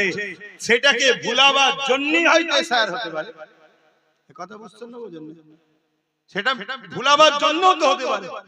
সেটা ভুলে গেছি আমরা, সেটা কোনো আন্দোলন নেই। আলহামদুলিল্লাহ আজকের তারিখ পর্যন্ত প্রত্যেকটা জলসায় হলো একটুখানি হলো আমি বলছি ওয়াকফ নিয়ে, একটুখানি হলো আমি আলোচনা করি। কেন করি? শুধুমাত্র আমার মালিককে রাজি করার জন্য, যে আল্লাহ আমি আমার ক্ষুদ্র ক্ষমতায় আলোচনা করছি। এ জাতি যদি আমার সাথ দিত, আমার হাতে যদি অনেক পাওয়ার থাকতো, তাহলে হয়তো আল্লাহ আরো জোর আন্দোলন হতো। কিন্তু আজ আমার যতটুকু ক্ষমতা মালিক আমি ততটুকু করছি, কিন্তু তোমাদেরকে কৈফিয়ত দিতে হবে তো আল্লাহর কাছে। বলো ওকা ভুলে গেছি না যাইনি? বলো বলো বলো, ভুলে গেছি। খুব সাবধান হও, আল্লাহ যদি তোমাকে দেশে রাখবে বলে, কারো বাপের মাজাল নেই তোমাকে দেশ থেকে সরাতে পারে। যে সরাতে যাবে আল্লাহ তাকে দুনিয়া থেকে সরিয়ে দেবে। শুনছেন তো নাকি? আর তোমাকে যদি আল্লাহ না সাহায্য করে, তুমি কাগজ রাখো আর যার পিছনেই দাঁড়িয়ে থাকো, তোমাকে কিন্তু তাড়িয়ে দিলে তোমার কিচ্ছু করার ক্ষমতা নাই। তাহলে কি আমি বলছি নাকি তুমি কাগজ টাগজ খুঁজবে না? করো না, কিন্তু তোমার মূল জায়গাটালে তোমার খবর নেই কেন? তোমার মূল বিষয়টা খবর নেই কেন? আর এই সব বিষয়গুলো আলোচনা করলে আবার একদল লোক আছে ওয়াজকে কাটিং করছে, কাটিং করে ছোট ছোট করে 29 minute 30 minute 20 minute 29 second 30 second 20 second সব আমার বিরুদ্ধে প্রচার করছে ভুলভাল, যাতে করে সমাজ আমাকে ঘৃণা করে, সমাজ আমাকে ভুল বোঝে, এসবও চলছে। এক কথা বুঝছেন তো ভাই? আবার কিছু উলামাকে দেখছি, কিছু সবাই না, কিছু পীর পীরজাদা বক্তাকে দেখছি যারা ওয়াকাফ ভুলে গেছে, তাদের দুনিয়ার নেতা নেত্রীদেরকে জিতাবার জন্য পেরেশানে আছে। শুনছেন তো নাকি? তাদের মসজিদ লিডারদের কথা নেই। এই সব কিছুকে খেয়াল করে আমি যখন কিছু কথা কিছু কিছু জায়গায় বলেছি, সেগুলোকে পুরো না দিয়ে কেটে কুটে উল্টো পাল্টা করে ছড়িয়েছে। সমাজে বিভ্রান্ত ছড়াবে না ছড়াবে? একটু বলুন না গো, বিভ্রান্ত ছড়াবে না ছড়াবে না? বিভ্রান্ত ছড়াচ্ছে। তার মধ্যে একটা বিভ্রান্ত হলো আব্বাস সিদ্দিকী বলেছে টিএমসি কে ভোট দেওয়া হারাম। শুনেছেন আপনারা? একটু হ্যাঁ কি না বলবেন তো? কারা কারা শুনেছেন একটু হাত তুলে সাক্ষী দেন। শুনেছেন? বাবা, তাহলে গালি গালাজও করেছেন তো নাকি? আমাকে গাল দেন না কেন? একটু শখ যাই দাও না, দিচ্ছে তো অনেকে, অনেকে তো দিচ্ছে। হায় হায় হায়, কি জন্য দিচ্ছি রে? না ওর বেঈমান জালিম অত্যাচারী শয়তান নেতা নেত্রীর বিরুদ্ধে বলেছি তাই গাল দিচ্ছে। আর ওদের বেঈমান শয়তান জালিম নেতা নেত্রীগুলো আমার আল্লাহর মসজিদ মাদ্রাসার বিরুদ্ধে বলেছে, তখন ওদের মুখে কোনো কথা নেই। তাহলে মুসলিম না মুসলিম সূরাতে মুনাফিক? এটা আওয়াজ দিয়ে বলুন। অ্যাকচুয়ালি আমি কি বলেছি সময় আর নেই তো, একটু বলবো 2-5 মিনিট, অসুবিধা হচ্ছে? খুব মন দিয়ে শোনেন। অ্যাকচুয়ালি আমি হুজুর পাক সাল্লাল্লাহু আলাইহি ওয়াসাল্লামের একটা হাদিস মানুষের সামনে রেখেছি। কি? অন্যায় দেখলে হাত দিয়ে রোখো, আমার নবী বলছেন। কি দিয়ে রোখো? হাত দিয়ে। যদি হাত দিয়ে রুখতে না পারো, মুখ দিয়ে প্রতিবাদ করো। মুখ দিয়ে যদি প্রতিবাদ করতে না পারো, অন্তর থেকে ঘৃণা করো। এই অন্তর থেকে ঘৃণা করার কথা বলে আল্লাহ নবী বলেছেন এটা হলো একেবারে দুর্বল ঈমান। কোনটা? অন্তর থেকে ঘৃণা করা, এটা হলো কি? দুর্বল ঈমান। মজবুত 1 নম্বর ঈমান কোনটা? হাত দিয়ে প্রতিবাদ করা, হাত দিয়ে রুকা অন্যায়কে। 2 নম্বর ঈমান কোনটা? মুখ দিয়ে প্রতিবাদ করা। দুর্বল ঈমান কোনটা? অন্তর থেকে ঘৃণা করা। যদি অন্তর থেকেও ঘৃণা না করতে পারে, তারপরে আর কোনো ঈমানের স্তর নেই। শুনছেন? এটা বলে আমি বলেছি কেন্দ্রের জালিম সরকার সংখ্যা গরিষ্ঠতা দেখিয়ে ওয়াকাফ কালা কানুন তৈরি করেছে। মসজিদ মাদ্রাসা কবরস্থান ঈদগাহ খানকা এগুলোকে প্রমোটিং করে বড় বড় কর্পোরেটদের হাতে তুলে দেবে, বিক্রি করে দেবে। এটা যে কেন্দ্র সরকার করতে চাইছে, এটা নাই না অন্যায়? এটা আওয়াজ দিয়ে বলবেন সবাই, অন্যায়। রাসূল কি বললেন? অন্যায় দেখলে হাত দিয়ে রোখো।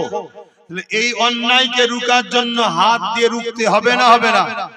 ধরুন কোন মুসলমান হাত দিয়ে রুখতে পারলো না, দুর্বল, তাহলে মুখ দিয়ে প্রতিবাদ করতে হবে। ধরুন মুখ দিয়েও প্রতিবাদ করতে পারলো না, দুর্বল, তাহলে অন্তত ঘৃণা তো করতে হবে। তা না করে যদি কোনো মুসলমান এই কেন্দ্রের জালিম সরকারকে ভোট দেয়, তার কি ঈমান থাকবে? আমি এটা বলেছি প্রথমে, বলে দ্বিতীয় বলেছি কি এই মসজিদ মাদ্রাসার জন্য আন্দোলন করব কেন্দ্র সরকারের বিরুদ্ধে। কার বিরুদ্ধে? জোরে বলো। কারণ আইনটা ও করেছে, ওর বিরুদ্ধে আন্দোলন করব। আর রাজ্য সরকার যদি বলে যে ওর বিরুদ্ধে আন্দোলন আমার রাজ্যে করা যাবে না, কেন আমার দাদা হয়, দিল্লি চলে যাও, এখানে আন্দোলন করলে সব থেকে বড় দুশ্মন আমি হব, তাহলে এ মসজিদ মাদ্রাসার দুশ্মন না দুশ্মন নয়? এই জোরে বলেন। তাহলে মসজিদ ভাঙবে ও, এ বলবে রুখতে পারবি না। কথা বুঝছেন তো নাকি? যদি রুখতে যাস সব থেকে বড় দুশ্মন আমি তোর হব। তাহলে আমার মসজিদের দুশ্মনের বিরুদ্ধে লড়বো, দুশ্মন এ হচ্ছে আমার। তাহলে এ মসজিদের বন্ধু না দুশ্মন? মসজিদের যে দুশ্মন হয় তাকে মানে না, আলাদা কথা। অনেক অন্য ধর্মের ভাই মসজিদ মানে না, কিন্তু মসজিদের দুশ্মন নয়। শুনছেন না? শোনেন। ইসলাম মানে না, কিন্তু ইসলামের বিরুদ্ধেও বলে না। মানুষ হিসাবে একে অপরে মিশবে, কারবার করবে, রাজনীতি করবে, সব করবে, মানুষে মানুষে মিশা যায়। কিন্তু তুমি মানো না শুধু তা নয়, তুমি আমাদের ট্যাক্সের পয়সায় দীঘায় মন্দির করতে পারো, আর আমার মসজিদের জন্য লড়তে গেলে তুমি বলবে দিল্লি চলে যাও। তাহলে অন্যায় করছে না নাই করছে? এর বিরুদ্ধে হাত দিয়ে লড়া দরকার আছে না নাই? যদি হাতে না পারো মুখ দিয়ে প্রতিবাদের দরকার আছে না নাই? যদি মুখ দিয়ে না পারো অন্তত ঘৃণার দরকার আছে না নাই? তা না করে যদি কেউ একে ভোট দেয়, তার ঈমান আছে? আমি এটাই বলেছি। কেন একে ভোট দিচ্ছ তুমি? এ শক্তিশালী হয়ে ও মসজিদ ভাঙবে, এ আমাদেরকে বেড়া দেবে, এ আন্দোলন করা যাবে না। শুনছেন না? আরো কথা বলেছি। কি বলেছি? কি বলেছি? মন্দির বানাচ্ছে ট্যাক্সের পয়সায়, চলো, তারপরও চলো, ছেড়ে দাও, কথা বুঝে আসছে।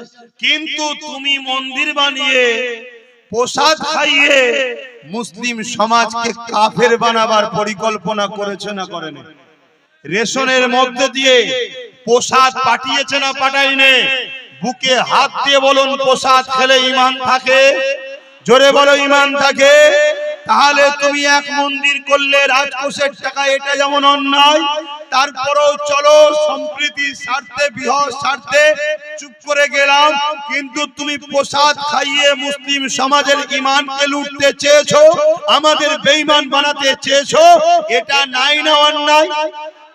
এই অন্যায়ের বিরুদ্ধে হাত দিয়ে রুখা দরকার আছে না নাই? মুখ দিয়ে প্রতিবাদের দরকার আছে না নাই? অন্তত ঘৃণার দরকার আছে না নাই? তা না করে একে আবার ভোট দিয়ে শক্তিশালী করছো, যাতে করে আরো কিছু হারাম খাইয়ে মুসলমানদেরকে কাফের বানায়। অতএব এই কাফেরের যে শাস্তি হবে, সে বেটাও কাফের হবে। কথা বুঝছেন না? বোঝেন না? তুই রাজনীতি করছিস, করকে যা বাবা, মানুষের রুজি রুটি কারবার ব্যবসা বাণিজ্যের কথা বলবি। আমি আসবো, হুজুর মানুষ জলসা করবো, চলে যাব। তুই রাজনীতির নামে যদি আমাদের ঈমান লুটতে চাস, তাহলে আমার কি দায়িত্ব নয় জাতিকে জাগানো? কথা বলছে না তো? এজন্য আমি বলেছি। কিন্তু এসব কথা বলার পরে আর একটা কথা বলেছি, শুনবেন না? এ বলেছিল কোরআন শেষ হয়ে যাবে, আমার উন্নতি শেষ হবে না। এ কথাটা মানেন? নাই না অন্যায়? এ কথাটা বলেছে নাই না অন্যায়? ওর উন্নতি শেষ হবে, ওর উন্নতি শেষ হবে না হবে না? আমার কোরআন শেষ হয়ে যাবে। দুদিন পরে কোন জাহান্নামে ঢুকে যাবে পুরো ঠিক আছে? ও বলছে আমার কোরআন শেষ হয়ে যাবে। এ কথা বুঝছেন না? এই বিষয়ে মোল্লা মুনি সাহেবদের কথা আছে। ওজন আমি আব্বাস সিদ্দিকী যখন বিরোধী করি, আমার বিরুদ্ধে বলার জন্য অনেক মুনি সাহেব বাজারে আছেন না? না, হ্যাঁ, এদের ভাড়া করা দালাল, এদের ভাড়া করা দালাল। চিনে রাখো, হতভাগা আকবর এরকম মলি সাহেবকে পয়সা দিয়ে দালাল তৈরি করেছিল, যাদের দ্বারা দ্বীনে ইলাহি কোরআনের বিরুদ্ধে কিতাব লিখেছিল। শুনছেন? হ্যাঁ, দ্বীনের স্বার্থে বলে যাচ্ছি। এতে যদি আব্বাস সিদ্দিকীর কপালে খোদা যা লিখে রেখেছে আমি সেটা মানতে রাজি। কথা বুঝে আসছে না? নাই? হ্যাঁ, দ্বীনের জন্য বলতে হবে না? হবে না? আমার বাপেরা কি বলছেন? বলতে হবে না? হবে না? হ্যাঁ, তোমার পেট দেখছ আব্বা, আমার মায়েরা মদের টাকা খুব লিচ্ছ। হ্যাঁ, মদ বিক্রি করার টাকা দিচ্ছে বাড়ি বাড়ি, ওই টাকায় তুমি ছেলেকে খাওয়াচ্ছ। মনে রেখে দিও, তোমার ছেলে এত বিস্ফোরা হবে, একটু বড় হতে দাও না, চুলের মুঠি ধরে পিটবে। তুমি কত তাবিজ করবে মা? কোন তাবিজ কাজে লাগবে না। কেন? গোড়াই গন্ডগোল করে ফেলেছে। শুনছেন তো নাকি? না গায়ে লাগছে সব? এখনো সময় আছে, তওবা করো।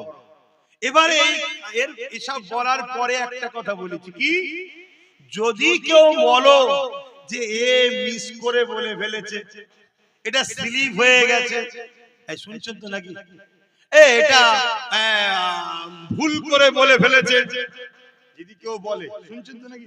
আমি তখন এটাও বলেছি, তাহলে একে ক্ষমা চাইতে বলো, একে বলো যে আমার ওটা বলা ভুল হয়েছে, তোমরা আন্দোলন করো কিন্তু রাস্তা বন্ধ করো না।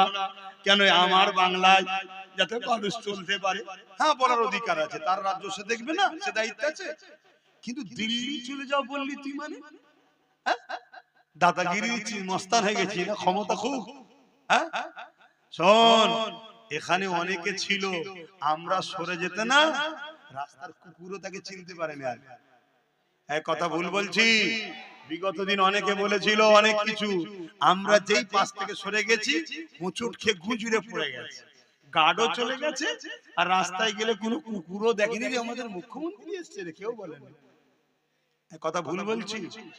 আমাদের ভোট নেবে আর আমাদেরকে দিল্লি দেখাবে, এটা অন্যায় হচ্ছে না? নাই হচ্ছে? এরপরও আমি বলেছি যদিও ক্ষমা চেয়ে তাহলে আমি বলবো না ক্ষমা চেয়েছে। যতদিন না ক্ষমা চাইবে, আল্লাহ যতদিন আমায় বলাবে আমি বলবো। কারো যদি আপত্তি হয়, সেই মুসলমানকে বলবো কলেমায় রুদ্ধ কবুর পরে নতুন করে মুসলমান হন। তোর কাছে বেঈমান নেতা আগে, ইসলামের দুশমন আগে, তোর কাছে কোরআন দিন আগে নয়। তুই এত নিকৃষ্ট হয়ে গেলি, তওবা কর, কলেমা পড়। কোন মুসলমান যদি এর পক্ষে থাকে তার ঈমান থাকবে না। শুনছেন তো নাকি? হ্যাঁ, যদি ক্ষমা চেয়ে এলাই তাহলে ভিন্ন বিষয়, রুজি রুটি কারবারের ব্যাপার, দুনিয়াদারি ব্যাপার, চল বাবা, ওটা তোর যার যাকে ভালো লাগে নিয়ে করবে যা, তখন অন্য জায়গায় আসবে, যে যার দলের হয়ে প্রচার করবে। কিন্তু এ তো আমার দিনকে মিটাতে চাইছে। ও হলো প্রকাশ্য দুশমন, এ হলো বন্ধু সেজে দুশমন। এই কথা বুঝছেন? এজন্য আমার বলার দায়িত্ব আছে না নাই? একটু হাঁকি না বলে, তাই তো আমি বলছি। কে কে বলছেন বলার দায়িত্ব আছে, একটু হাত তুলে সাক্ষী দেন তো দেখি। আল্লাহকে দেখে লম্বা করে হাত তোলে। আশপাশে দেখেন কেউ হাত তুলতে বাকি আছে কি? দেখেন দেখেন কেউ বাকি আছে কি? লম্বা করে হাত তোলে। কেউ বাকি নেই তো? যদি কেউ বাকি থাকে তাকে শুধু চিনে রাখবেন, তার সাথে বিরোধী করবেন না, তাকে চিনে রাখবেন শুধু, যে আমাদের কোরআনের পক্ষে নয়। ব্যাস, মিটে গেল। কথা বুঝে আসছে না? নাই তো ভাইরা আমার, এইটাকে আবার কাটিং করেছে একদল মুনাফিক। কাটিং করে কোন একটা বুজুর্গ ব্যক্তির ওয়াজের সঙ্গে আমারটা সেটিং করেছে। কোন একজন বুজুর্গ ব্যক্তি, তিনি কোনদিন বলেছিলেন একে সাপোর্ট করার কথা। শুনছেন তো নাকি? সেটা বলেছিল কখন? আজ থেকে 10 বছর আগে। কত বছর আগে? 10 বছর আগে তো আমিও ছিলাম, আপনিও ছিলেন, সবাই তো ছিল, ঠিক না বেটি? আচ্ছা বলুন তো ভাই, আজকে আপনি আমাকে সালাম দিলে উত্তর দেবো না? কালকে যদি আপনি ইসলাম থেকে বেরিয়ে যান, আপনার সাথে সালাম কালাম হবে? 10 বছর আগে বলেছিল নাকি দিল্লি চলে যাও? 10 বছর আগে ওই দুর্গাপুরে বোলডোজার দিয়ে মাদ্রাসা ভেঙেছিল। 10 বছর আগে রাজ্য সরকার বলেছিল যে রাস্তার কুকুরকে খাবার দেবো, কুকুরের বাচ্চাকে, মাদ্রাসার বাচ্চাদেরকে মিড ডে মিল দেবো না, বলেছিল। 10 বছর আগে বলেছিল কোরআন শেষ হয়ে যাবে। 10 বছর আগে বলেছিল কোন একজন এমএলএ মমতাকে আল্লাহ বলছে, নির্মল মাঝি মমতাকে বলছে এটা আমাদের আল্লাহ। মানেন কি হচ্ছে আমার ইসলামটাকে নিয়ে? তোরা রাজনীতি করছিস, করবি যা, আলাদা বিষয়, কিন্তু তুমি রাজনীতির নামে আমার ধর্মকে খিল্লি করবে, ধর্মকে মিটাবার চেষ্টা করবে, তাহলে কথা বলতে হবে। কি বলতে হবে না? হবে না? হ্যাঁ, মনে রেখে দিও, আল্লাহ দ্বীনের জন্য একটা গরিবের নওয়াজি যথেষ্ট, আল্লাহ দ্বীনের জন্য একটা ফারুক আজমি যথেষ্ট, আল্লাহ দ্বীনের জন্য একটা আবু বকর সিদ্দিকী যথেষ্ট, আল্লাহ দ্বীনের জন্য কাকে আল্লাহ বেছে নেবে সে জানে, একটা মুজাহিদি যথেষ্ট। কিন্তু মনে রাখবে, বাকি যারা কমসে কম অন্তর থেকেও যদি ঘৃণা করো আলাদা কথা, তা না করে যদি ক্ষমতায় আনার জন্য সাপোর্ট করো গোপনে গোপনে, কেউ না জানুক, আল্লাহ জানছে না জানে না, তুমি জবাব দেবে আল্লাহর কাছে, মনে রাখবে। এবারে ওই একটা বুজুর্গ ব্যক্তির কথা আমার সঙ্গে জুড়েছে, তাহলে ইনি কি হবে? আবার অনেকে বলছে এ কথা বললে তাহলে সবাই তো বেঈমান হয়ে গেল। কেন? সবাই যখন দিয়েছিল তখন তো এই কথা বলেনি, এখন বলছে। এখন কেউ একা দেয় কি? দেখ না, যে যে দেবে শেষে বেঈমান। অসুবিধা কি আছে? পীর বলে ফতোয়া কি আলাদা নাকি? মুফতি বলে ফতোয়া আলাদা নাকি? মাওলানা বলে ফতোয়া কি আলাদা নাকি? নবীর হাদিস কেটে দাও। আল্লাহ নবী মিশকাত শরীফের হাদিসে বলছে, কেউ জালিম জানার পরেও তাকে যদি কেউ সাপোর্ট করে, সহযোগিতা করে, তাকে যদি কেউ সাথ দেয়, সে ইসলাম থেকে বেরিয়ে যাবে। শুনছেন না? শুনেন। তা সবথেকে বড় জুলুম কোনটা? ইসলামের বিরোধী করা না? সবথেকে বড় জুলুম কি ইসলামের বিরুদ্ধে কথা বলা না? কোরআনের বিরুদ্ধে কথা বলা কি সবথেকে বড় জুলুম নয়? তাহলে এত বড় জালিম জানার পরও, খুন খারাপই তো অগেত করছে, এত কিছু জানার পরও তুমি যদি সাথ দাও, মিশকাত শরীফের হাদিস, রাসূলের, ইসলাম থেকে বেরিয়ে যাবে। এই কথা বুঝছেন না? বুঝেন না? এবার এইটা আমি কি ঘরে ঘরে বুঝাচ্ছি না মাইকে? জোরে বলে। এতগুলো সব চোখ বসে আছে, এই যে দেখছেন না, এরা আবার কোটি লোকের কাছে পৌঁছাবে, এদের কাজ কোটি কোটি লোকের কাছে চলে যাবে, তাই তো নাকি? তা আব্বাস সিদ্দিকী যদি ভুল বলে থাকে, তোমরা যারা ভাড়াটিয়া মৌলী সাহেব আছো, তাহলে একজন ব্রিকেটের মাঠে বসা হোক না ডিবেটে, আমার ভালোবাসার মানুষগুলো জানবে আব্বাস সিদ্দিকী ভুল বলেছে, আমার থেকে সরে যাবে, এরা তোর তো উপকার হবে, বসা না। শুনছেন তো নাকি? আর যদি বলেন যে না, তাহলে বাপ ডাল মে কুছ কালা হ্যায়, ডাল মে কুছ কালা হ্যায়। আসো, বিগত দিন মসজিদ ছিল, মাদ্রাসা ছিল, দান করেছি স্পেনে, হাজার হাজার মসজিদ, এখন সিনেমা হল না অফিস আদালত হয়ে গেছে, দান করবেন নাকি? তাহলে বিগত দিন তুমি ভালো ছিলে, বলেছিলে ভালো কাজ করব, মানুষ বিশ্বাস করে দুহাতে তোমার সাথ দিয়েছে, ওটা ছিল ভিন্ন বিষয়। আজ যখন তোমার মুখোশটা বেরিয়ে পড়েছে, অরিজিনাল মুখোশ খুলে মুখ বেরিয়েছে, অন্য রাজ্যে বিজেপি যা করছে তুমি বাংলাতে সেই করছো নাগপুরের ইশারায়, তোমার রাজ্যে থানার মধ্যে মুসলমান মরছে, তোমার রাজ্যে ওবিসি তৈরি করে মুসলিম জাতির মেরুদণ্ডকে তুমি ভেঙে দিলে, তোমার রাজ্যে আনিস খানকে মেরে দেওয়া হচ্ছে, তোমার রাজ্যে তামান্নাকে বোম দিয়ে মারা হচ্ছে, তোমার রাজ্যে এত জুলুম হচ্ছে, একটা মুসলমানের বাড়িতে তোমার যাবার সময় হলো না, উপরন্তু যেই বিজেপির খগেন মুর্মু মার খেলো, অমনি তুমি চলে গেলে। তাহলে তোমাদের দুজনের মিলটা কত বুঝতে পারছো তো নাকি? অন্য রাজ্যে বিজেপি আরএসএস এর ইশারায় কাজ করছে, তুমি এখানে আরএসএস এর ইশারায় সেই কাজ করছো, ও ডাইরেক্ট, তুমি পিছন থেকে আঘাত করছো। ডাইরেক্ট আঘাতের থেকে পিছনের দুশমন খতরনাক বেশি। নবী বলছে বেশি ভয়ঙ্কর। প্রকাশ্য দুশমন যতই থাক, মুনাফিক সবচেয়ে বড় ক্ষতিকারক। হযরতে সালাউদ্দিন আইবি 12 লক্ষ খাজা সেনা নিয়ে 4 লক্ষর মোকাবেলায় লড়াই করেছিল, করার পরে সালাউদ্দিন আইবি ঘরে এসে মন খারাপ করে বসে আছে। সবাই জিজ্ঞেস করছে, হুজুর আপনার মন খারাপ কেন? আপনি কি খুশি নয় মসজিদে আকসা উদ্ধার হয়েছে? সালাউদ্দিন আইবি বলছেন, খুশি তো জানি, কিন্তু আমাদের মধ্যে কিছু গাদ্দার আছে, এদেরকে যদি বিচার না করা যায় মসজিদে আকসা আবার চলে যাবে।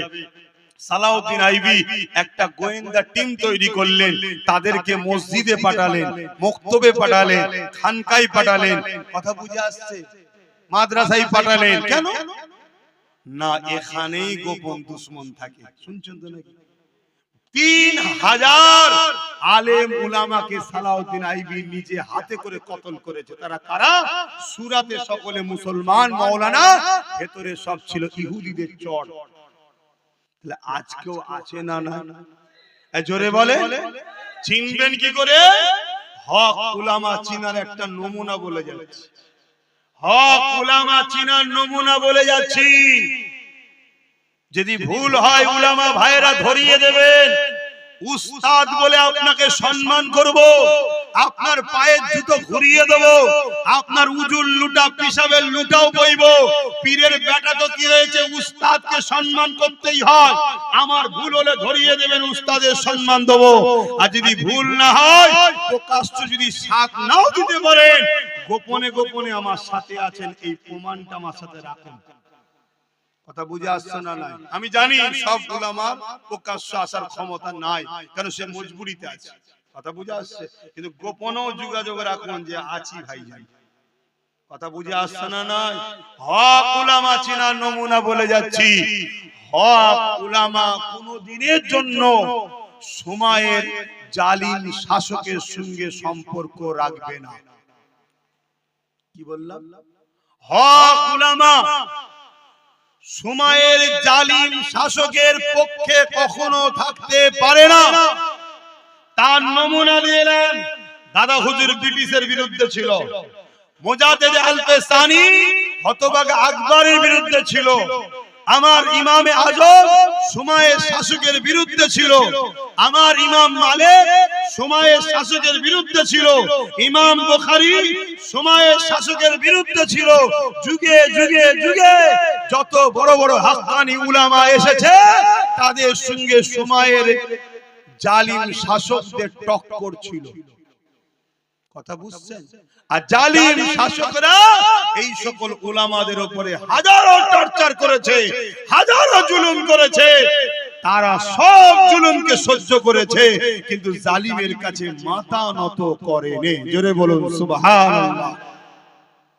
কথা শেষ করছি, ব্যথা পেলেন? আসেন সংক্ষেপ করব, তার আগে একটু সালাম দেব। ইয়া নবী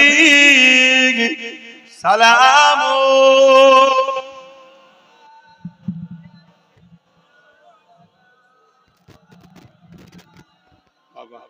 সর্বকালে সর্বশ্রেষ্ঠ আসমানি কিতাব কোরআন শরীফকে আমাদের জন্য গাইড বুক করেছে, এবং দোনো জাহানের সুলতান নবীদের নবী আহমদ মুস্তাফা মুহাম্মদ মুস্তাফা সাল্লাল্লাহু আলাইহি ওয়াসাল্লাম আল্লাহ উম্মত উম্মতি করেছে। তাই শুকরিয়া আদায় করে বলি আলহামদুলিল্লাহ। আসেন আল্লাহ আমাকে কিছু কথা বলার তৌফিক দেন, বলুন আমিন। আজ ঐতিহাসিক বাৎসরিক সালে সওয়াব ও আবু জাফরিয়া সিদ্দিকিয়া কোরআনিয়া মাদ্রাসার উন্নতি কল্পে জলসা 23 ও 24 কার্তিক। আরো উলামা হযরতরা সব আছেন, একের পর এক আসবেন। আমি অধম গুনাহগার প্রথমেই আপনাদের কাছে এসেছি। ইসলাম ধর্ম, ইসলাম সালাম থেকে এসেছে, যার বাংলা মানে হলো শান্তি। অর্থাৎ এমন একটা রাস্তা, এমন একটা পথ, যে পথে যে রাস্তায় যদি আমরা চলি, তাহলে আল্লাহ আমাদের জন্য দুনিয়া আখিরাতের কল্যাণ ও শান্তি দেবেন। জোরে বলুন সুবহানাল্লাহ।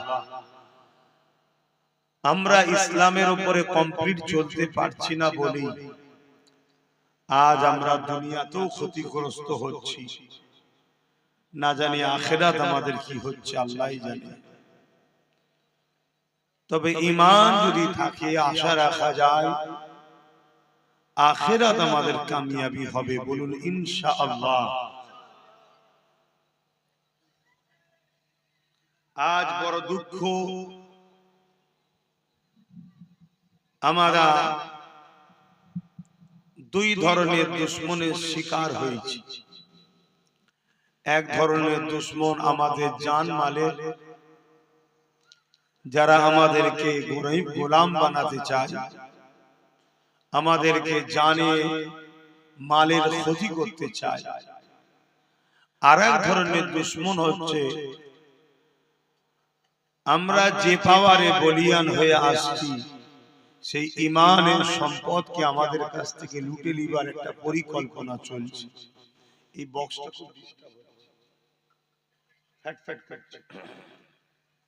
এটাকে হয় সোলো করার না ঘুরিয়ে দেয়, যেটা লেখা আছে আপনার এমদাদুল সাউন্ড, আপনার নাম, ওটাকে হয় সোলো করেন না এটা ঘুরিয়ে দেন। আল্লাহ আমার ভাইয়ের রুজিতে বরকত দিক, বলুন আল্লাহুম্মা আমিন। আমার কওমের মানুষ বহুত কষ্ট করে জীবন জীবিকা রুজি উপার্জন করে। এবারে মনে হচ্ছে ঠিক আছে, আর ফাটছে না নাকি? এটা নাই বড্ড ফেটে যাচ্ছিল আওয়াজটা। তো ভাইয়ের আমার থাক, ঠিক আছে, আরো যেতে হবে, এই আওয়াজ বন্ধ হয়ে গেছে। আজকে বড় দুঃখ, ইসলাম থেকে আমরা আমাদের ঘরের ছেলেরা অনেক দূরে সরে যাচ্ছে। আমরা এই সরে যাওয়ার দরুন আমাদের উপরে নানা রকম মুসিবত, নানা রকম সমস্যা, নানা রকম বিপদ আমাদের উপরে আসতেই চলেছে। আবার আখিরি জামানা, আল্লাহ রাসূল বলেছেন আখিরি জামানায় যেভাবে আকাশ থেকে পানি হয়, ওভাবে মানুষের উপরে ফিতনা আসতে থাকবে, চারিদিকে ফিতনা। এই ফিতনার সময়তে ঈমান বাঁচানো আজ বড় মুশকিল হয়ে যাচ্ছে। যদিও গুনাহগার হয়ে যায়, তওবা করলে, কাঁদাকাটি করলে, একটা সময় বয়স হলে আস্তে আস্তে পরিবর্তন আমরা হয়ে যায়, আমাদের ছেলেরাও হয়ে যাবে ইনশাআল্লাহ। কিন্তু আজকে আমাদের ঈমানের উপরে চরমভাবে হামলা চলছে দুই দিক দিয়ে। এক, প্রকাশ্য ইসলামের দুশমন, তারা আমাদের ঈমানকে নষ্ট করছে, জান মালকে নষ্ট করছে। আর এক দল হচ্ছে আমাদের ঘরের মধ্যে আছে, আমাদের আপন সেজে আমাদের ঈমানকে নষ্ট করছে। এটা যুগে যুগেই ছিল, আজও আছে। কিন্তু আজ আমার যুব সমাজ, আমার কওমের মানুষরা সেই সকল ছদ্মবেশী মুনাফিক মুসলমানকে চিনতে না পারার দরুন আমার কওমের বাপ ভাইরা ঈমান আস্তে আস্তে আমাদের অনেকে দুর্বল হয়ে যাচ্ছে বা ঈমান হারা হয়ে যাচ্ছে। কেননা যারা আমাদের জানমালের দুশমন, তারা কোন দিক দিয়ে আমাদেরকে মিটাতে পারছে না। এই জন্য তারা বড় প্ল্যান, চিন্তা, রিসার্চ করে দেখছে যে কিছুতে একটা ব্যাপার আছে কওমের, কিছুতে একটা ব্যাপার আছে কওমের, যে কওমকে আমরা সর্বসময় কোণঠাসা করে রেখেছি,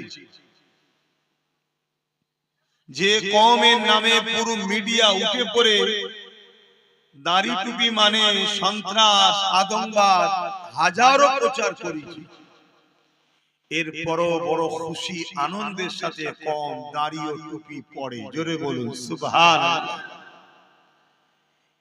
এই কওমকে বহু দিক দিয়ে, বহু সময়ে, অনেক দিক দিয়ে হত্যাও করা হয়েছে, এরপরও আমাদেরকে শেষ করতে পারে না।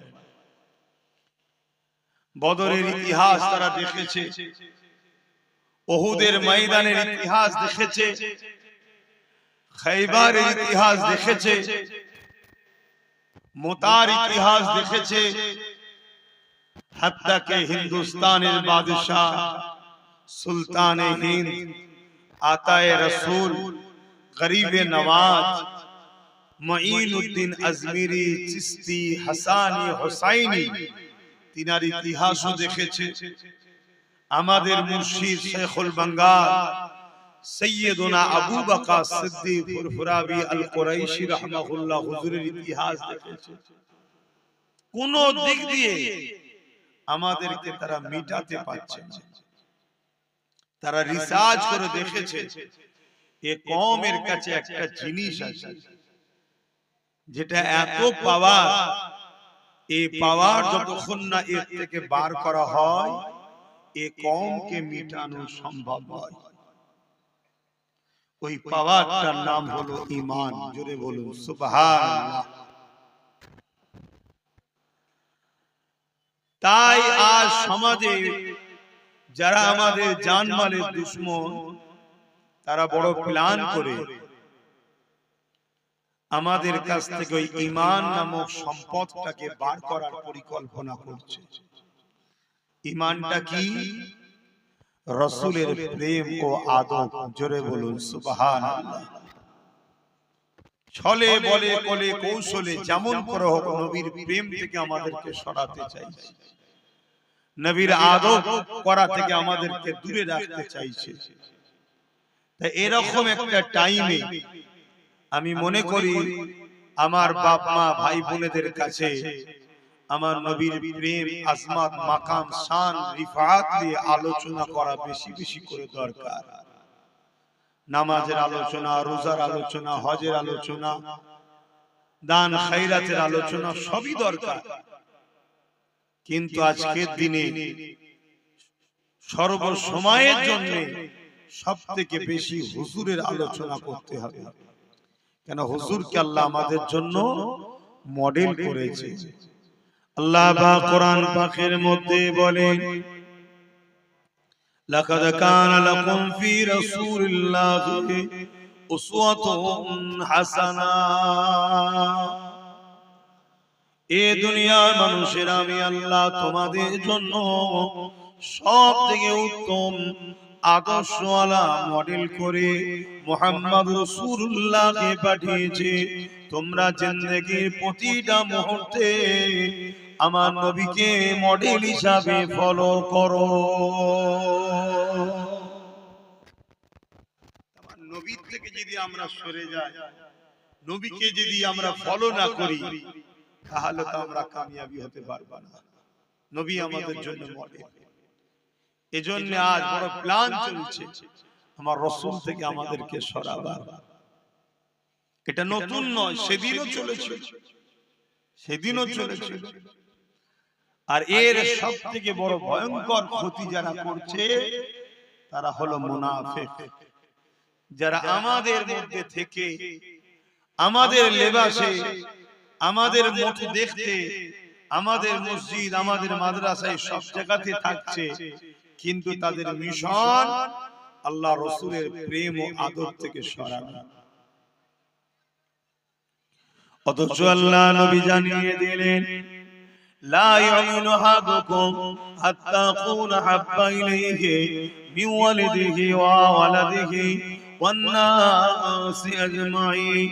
ততক্ষণ পর্যন্ত তোমরা ঈমানদার হতে পারবে না যতক্ষণ পর্যন্ত তোমরা তোমাদের ধন দৌলত, জমি জায়গা, ঘর বাড়ি, বাপ মা, সন্তান, স্ত্রী, স্বামী সব কিছু থেকে আমি রাসূলুল্লাহকে বেশি না ভালোবাসতে পারবে, ততক্ষণ পর্যন্ত তোমরা ঈমানদার হতে পারবে না। ঈমানদার ওই ব্যক্তি হবে যে দিল থেকে মুহাম্মদ রাসূলকে রাসূল জেনে জানের থেকে বেশি ভালোবেসে আদবের সাথে নবী পাককে মেনে নিয়েছে, তার মধ্যে ঈমান রয়েছে।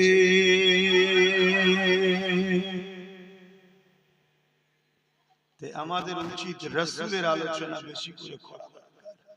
আল্লাহ আমার নবীকে কি নিয়ামত করেছে, আর কেনই বা আলোচনা করবেন না বা কেনই শুনবেন না। আজ আমাদের যুবকরা বিভিন্ন জায়গায় ভিড় করে আল্লাহ রাসূলের কথা, আল্লাহর কথা শোনার জন্য আমাদের ছেলেদেরকে বারবার বুঝিয়ে বুঝিয়ে ডাকতে হয়। তাহলে কতটা দূরে সরে গেছে বলেন? ওজন এখানেই তো বিশেষ করে ভিড় করা দরকার, এখানেই তো আমাদের উঠা বসা করা দরকার। কিন্তু এমন সহবত, এমন পরিস্থিতি দুনিয়ার এসে গেছে, আমার ভাইয়েরা, যুবকেরা, বোনেরা মেলাতে, ফাংশনে, যাত্রায়, গানেতে সেখানে যে ভিড় করছে, আল্লাহ ও রাসূলের আলোচনা থেকে দূরে সরে যাচ্ছে। এটা তাদের জন্য ক্ষতির হয়েছে। বাবেরা, নওজওয়ানেরা, তরুণেরা, অথচ আমার রাসূলুল্লাহ আমাদেরকে কত মহব্বত করে, আমাদের দয়া নবী আমাদেরকে কত পিয়ার করে। সারা জীবনটা নবী আমার আপনার জন্য কেঁদেছে। যখনই নবী পাকের চোখ দিয়ে পানি বেরিয়েছে, ওই কান্নার কারণটা কি?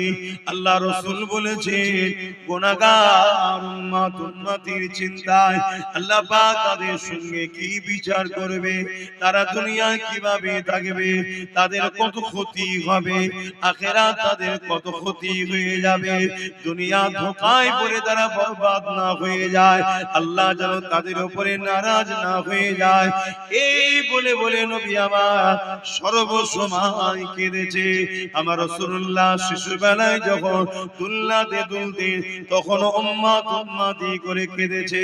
আমার নবী যখন সিজদায় পড়ে থাকতে, তখন উম্মতি করে কেঁদেছে। হে যুবকেরা, আল্লাহ নবীর জীবনে এমন কোনো দিন যায়নি নবী আমার তোমাকে আমাকে ভুলে গেছে, তোমাকে আমাকে স্মরণ করেনি, তোমার আমার জন্য কাঁদেনি, এমন কোনদিন আমার রাসূলুল্লাহ জীবনে যায়নি। আমার নবী পাক সর্বসময় তোমার আমার জন্য কেঁদেছে। এখন এই টাইমেও রাসূল আমার রওজা মুবারকে তোমার আমার জন্য কাঁদতেছে।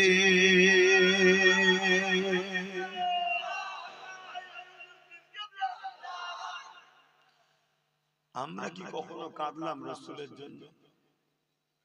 আমরা কি কখনো ভাবলাম, আহ কত রাসূল মার খেয়ে জুলুমকে মিটিয়েছে, অন্যায়কে মিটিয়েছে, খুনকে মিটিয়েছে, নারীদের অধিকার দিয়েছে, গরিবের অধিকার দিয়েছে, বিধবার অধিকার দিয়েছে।